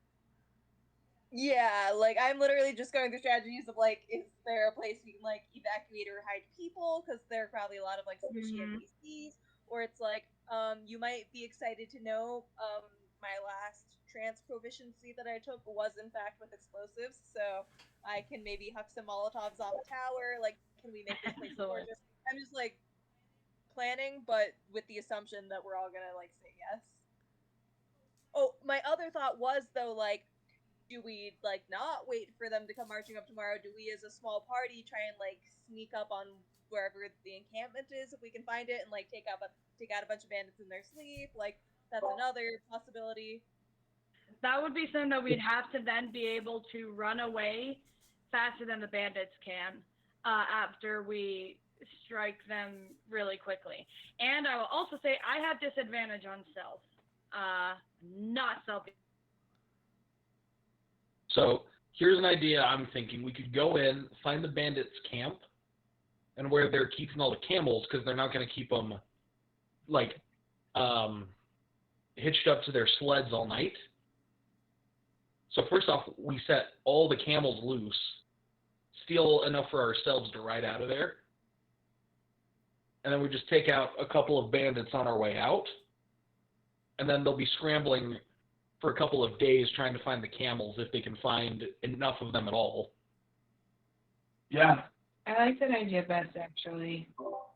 Yeah. That's a possibility. If people are Because of super advantage. worried about stealth, I know splitting the party is usually a bad idea, but if like a couple party members who have bad stealth want to like stay behind and help like Help with preparation. at the observatory while the rest of us like sneak away for a night. Yeah, I'd be okay with that. That sounds good to me. I like that. I was I also. volunteer for sneaking, obviously, as the rogue.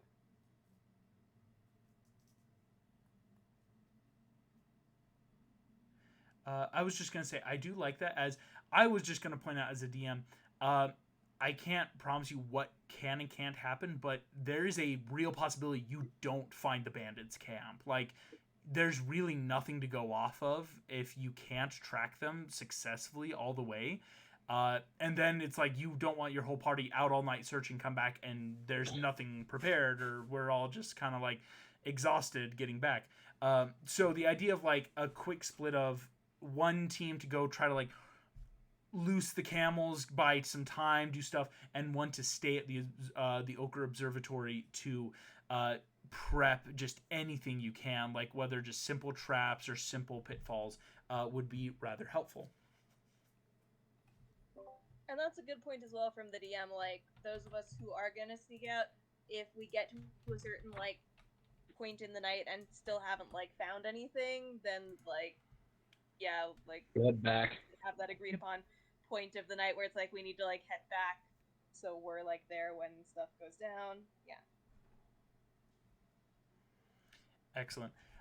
What I will say then is we'll just do a quick, I don't want to call it a silent poll, but like type into chat if you want to be on the camel team, the espionage team, or if you want to be on the defense team in the observatory. I think that'll just quickly like see what everyone's thinking. Excellent. So yeah, we have 2 on defense, 2 on espionage. Already looking good.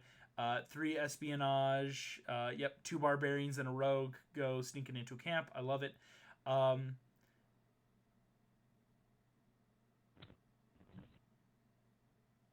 And hunk for defense. Yeah. Alrighty. This is a solid plan. What we will do then is we will start with defense. So that is Bob the Tomato, Nana, and Hunk. The 3 of you staying behind.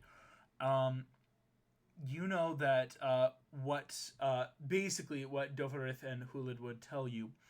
The observatory is on a hill, thankfully.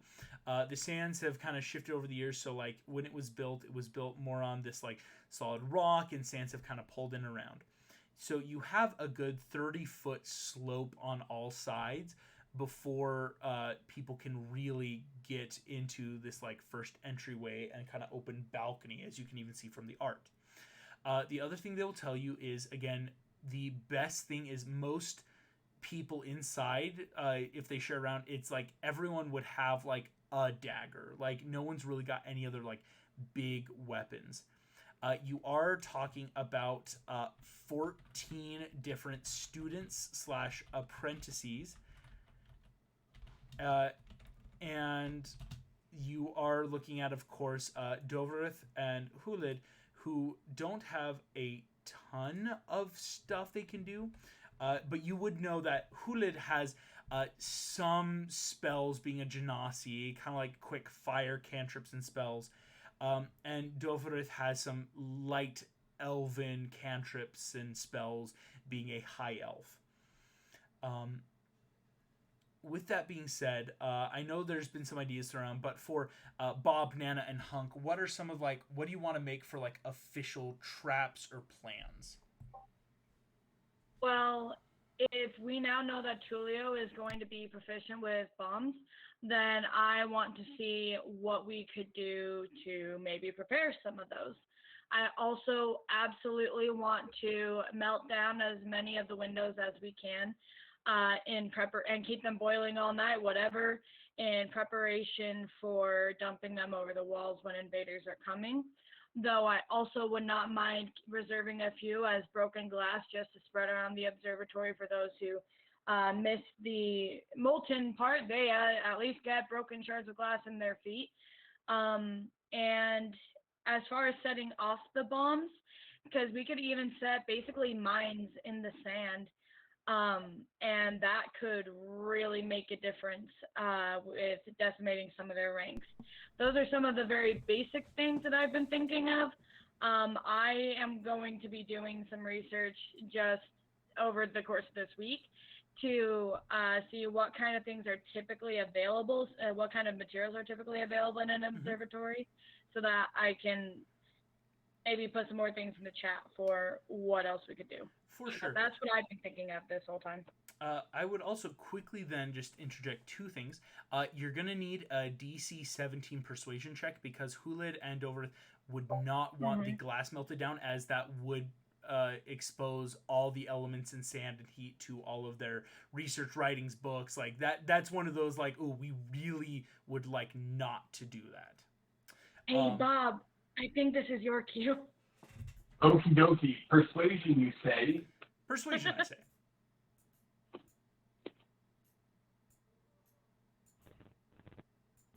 That was not good. Oh, no.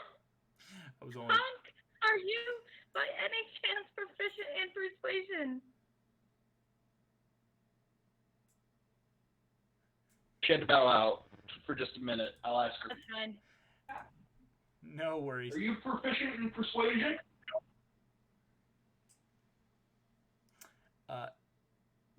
The answer is no, from She- what I can Mark has tell. a plus one to Yeah. Yeah, I have a +3, but not proficiency, which means that I can't, unless the DM says I can, because it was my idea initially. Even though it's a good idea, I think the key is right now, this is one of the very few things. Yes, they want to help out as they can, but like, there's no way they would ever get the glass back in time before everything is ruined. Like, deserts are a very inhospitable place. Like the glass is like sealed and caulked to like make sure everything keeps okay in here. It's just one of those few things where like we can't afford to lose the glass, otherwise we've already lost. Maybe I can just continually insult that one person that cries molten glass. Listen. I mean, that's when you first gave me the idea. Listen.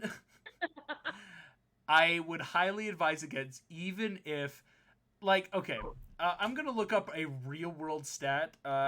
How much can a person cry?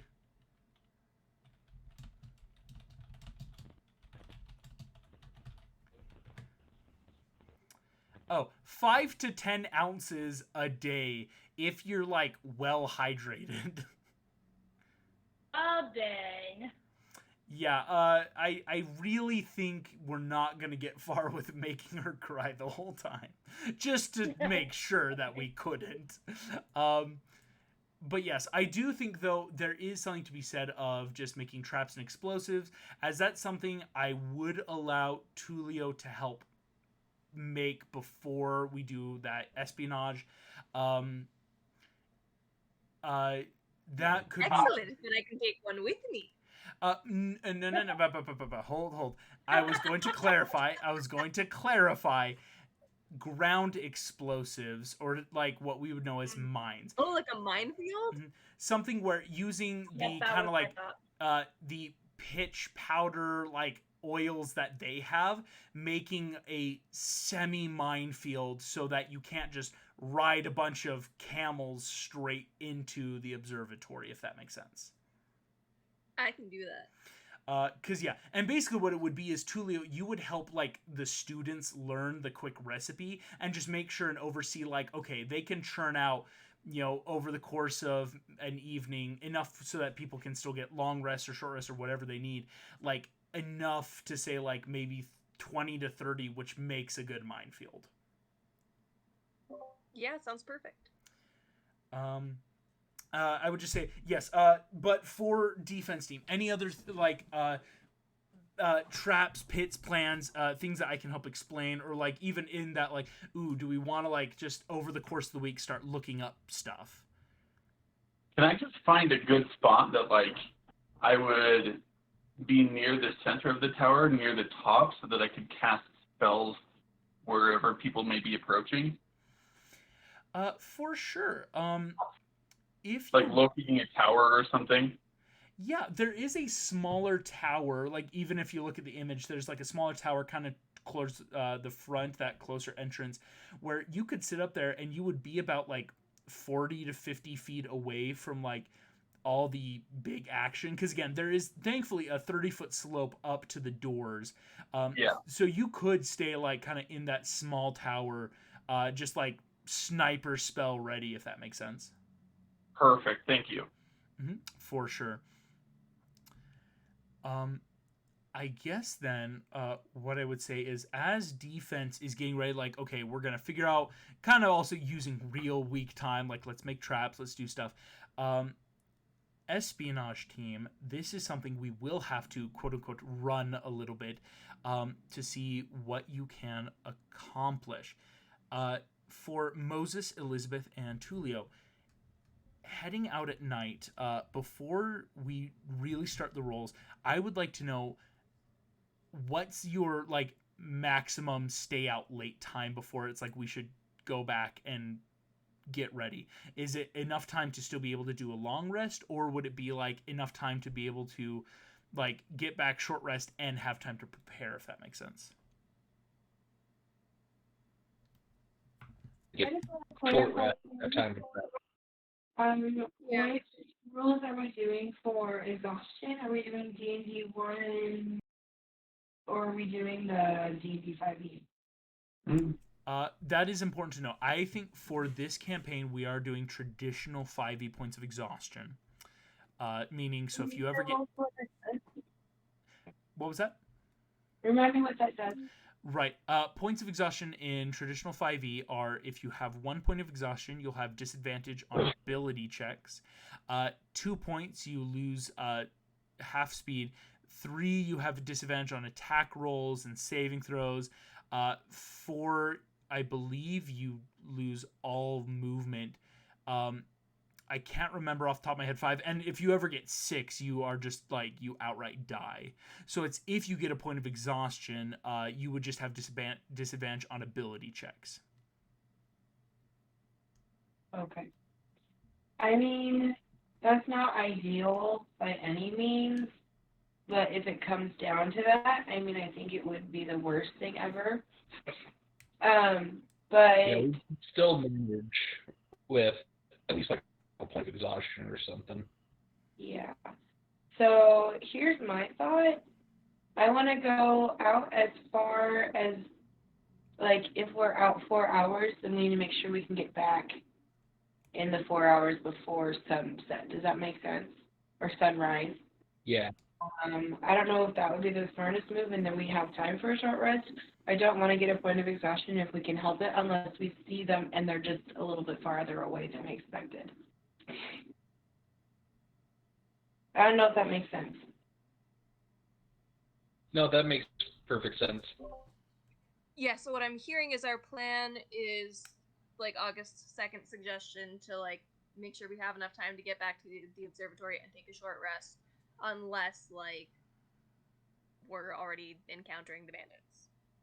Yeah. Yeah. So, August, what would that, like, what time would we need to be back in order to have time for a short rest? Great question. So a short rest, you really only need 1 hour of uninterrupted time in D&D for a short rest. Now, I will say, like, we'll kind of pad that time because it's get back, learn about the traps, finish battle plans. So you would want to make it about, like, shall we say, 3 hours before sunrise, which would give you enough time of, if we start heading back about 3 hours before sunrise, that gives us enough time to, travel back, short rest, finish the plans before sunrise, and before, in theory, bandits arrive. Okay. If that's the case, then, because you're going to have to spend a little bit of time just let alone whatever Tulio's doing, all of you probably would need to help out, just preparations for the observatory. So, on your way out, that would put you at sunrises at winter. Okay, we're looking at 6, 3. So 12, 1, 2, 3. You would have 4 hours to explore, or what we would say is you would have 4 chances to make survival checks to track the bandits, if that makes sense. Through the night, like 4 hours through the night, and after 4 hours there are 4 chances. If you haven't found them, then you would double back and make it in time for a short rest. I feel like that is very, like, that sounds good to me. Heck yeah. Does that sound good to you guys? Sounds good to me. Yeah, sounds like a plan. Excellent. Here we go then. For our espionage team, I will need survival checks. Let's start by making first round, and we'll go from there. I'm gonna guidance myself. For sure, yep.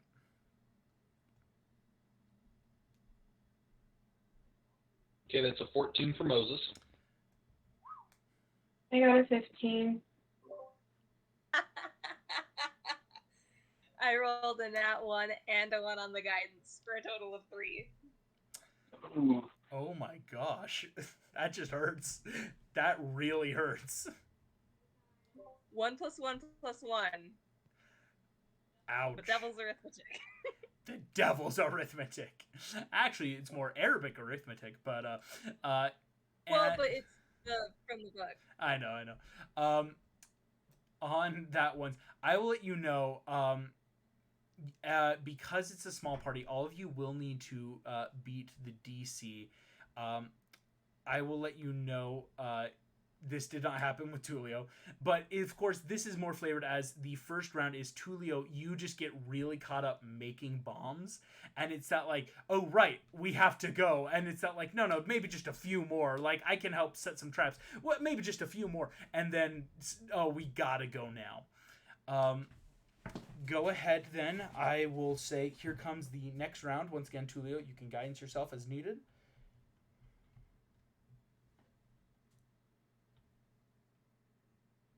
Nice, 18. 18 for Moses. 19. 19 for Elizabeth.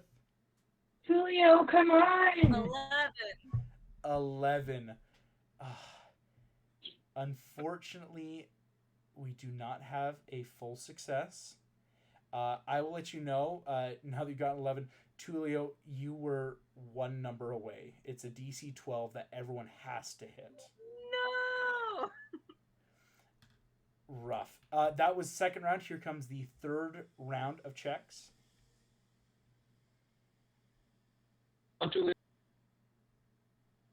No fucking way, that's another nat 1. I should not be allowed to roll 2 nat 1s that close together. That is actually really dumb. You're right.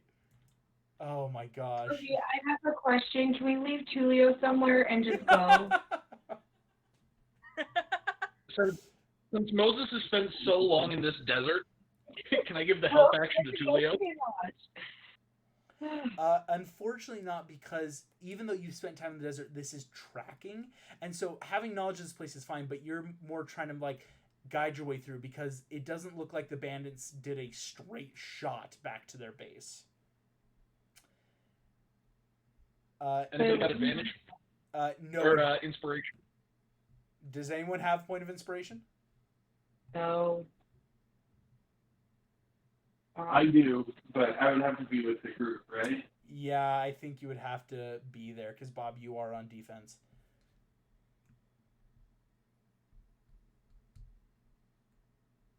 Jeez. What's even sucky about this is that I have an ability to track, or I can learn their exact number. They're sorry, this is how long ago they passed through the area, but you have to be able to track them in order to get those kind of stats. Yep. Okay, last shot. Last shot. Here we go. Survival checks for all the money.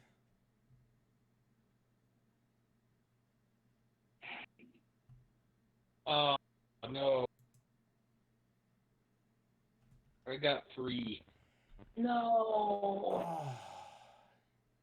Chili that was I rolled a 10 without guidance, and so I'm like, oh, hey, I can actually do this, right? And then I rolled a 1 on the d4 and got another 11. Okay, I have a question, August. Yeah.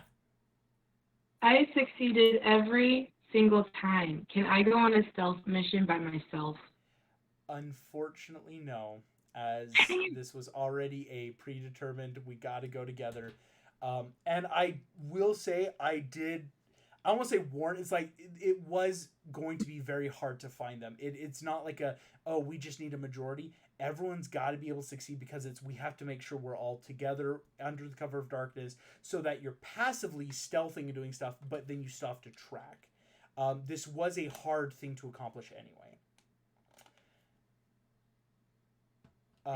What I say, espionage. The good old college try. The good old college try. Espionage team as heading back the sun. We just failed in finding the bandits. No bandits. You all head back before it is too late to get a short rest in. As you return back to the observatory, the three of you are able to, of course, take that quick power nap, get some rest. I will actually say, go ahead. Every member of the party is going to make me a Constitution saving throw. But this is more for the three on the espionage mission. This was more or less like maybe try to avoid a point of exhaustion. For everyone else in the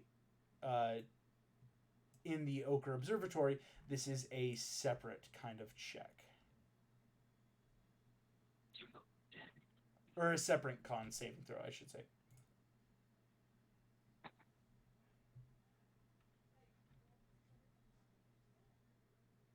Alrighty.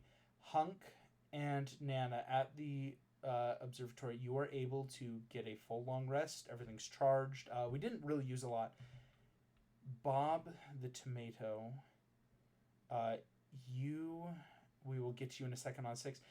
Tulio, Elizabeth, and Moses, all you beat the current DC 7 to avoid a point of exhaustion. So though you don't get the benefits of a long rest, you all are able to act without a point of exhaustion for now.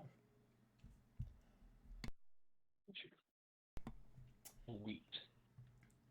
Bob the Tomato, as you get ready to take a quick long rest, make sure you're ready, you drift off to sleep. And Bob, you find your dreams are filled with nightmares. You see your friends and fellow Vegetarians are being ravaged and ripped up from the ground by the root.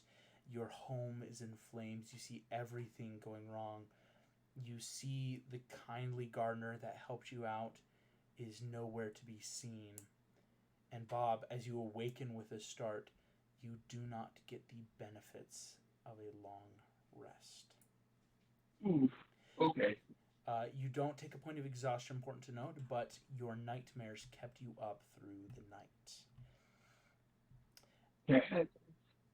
As we find the party all converged back at the observatory, Huled and Dovarith are ready to help defend their home and place of work, and that is where we are going to end tonight's session.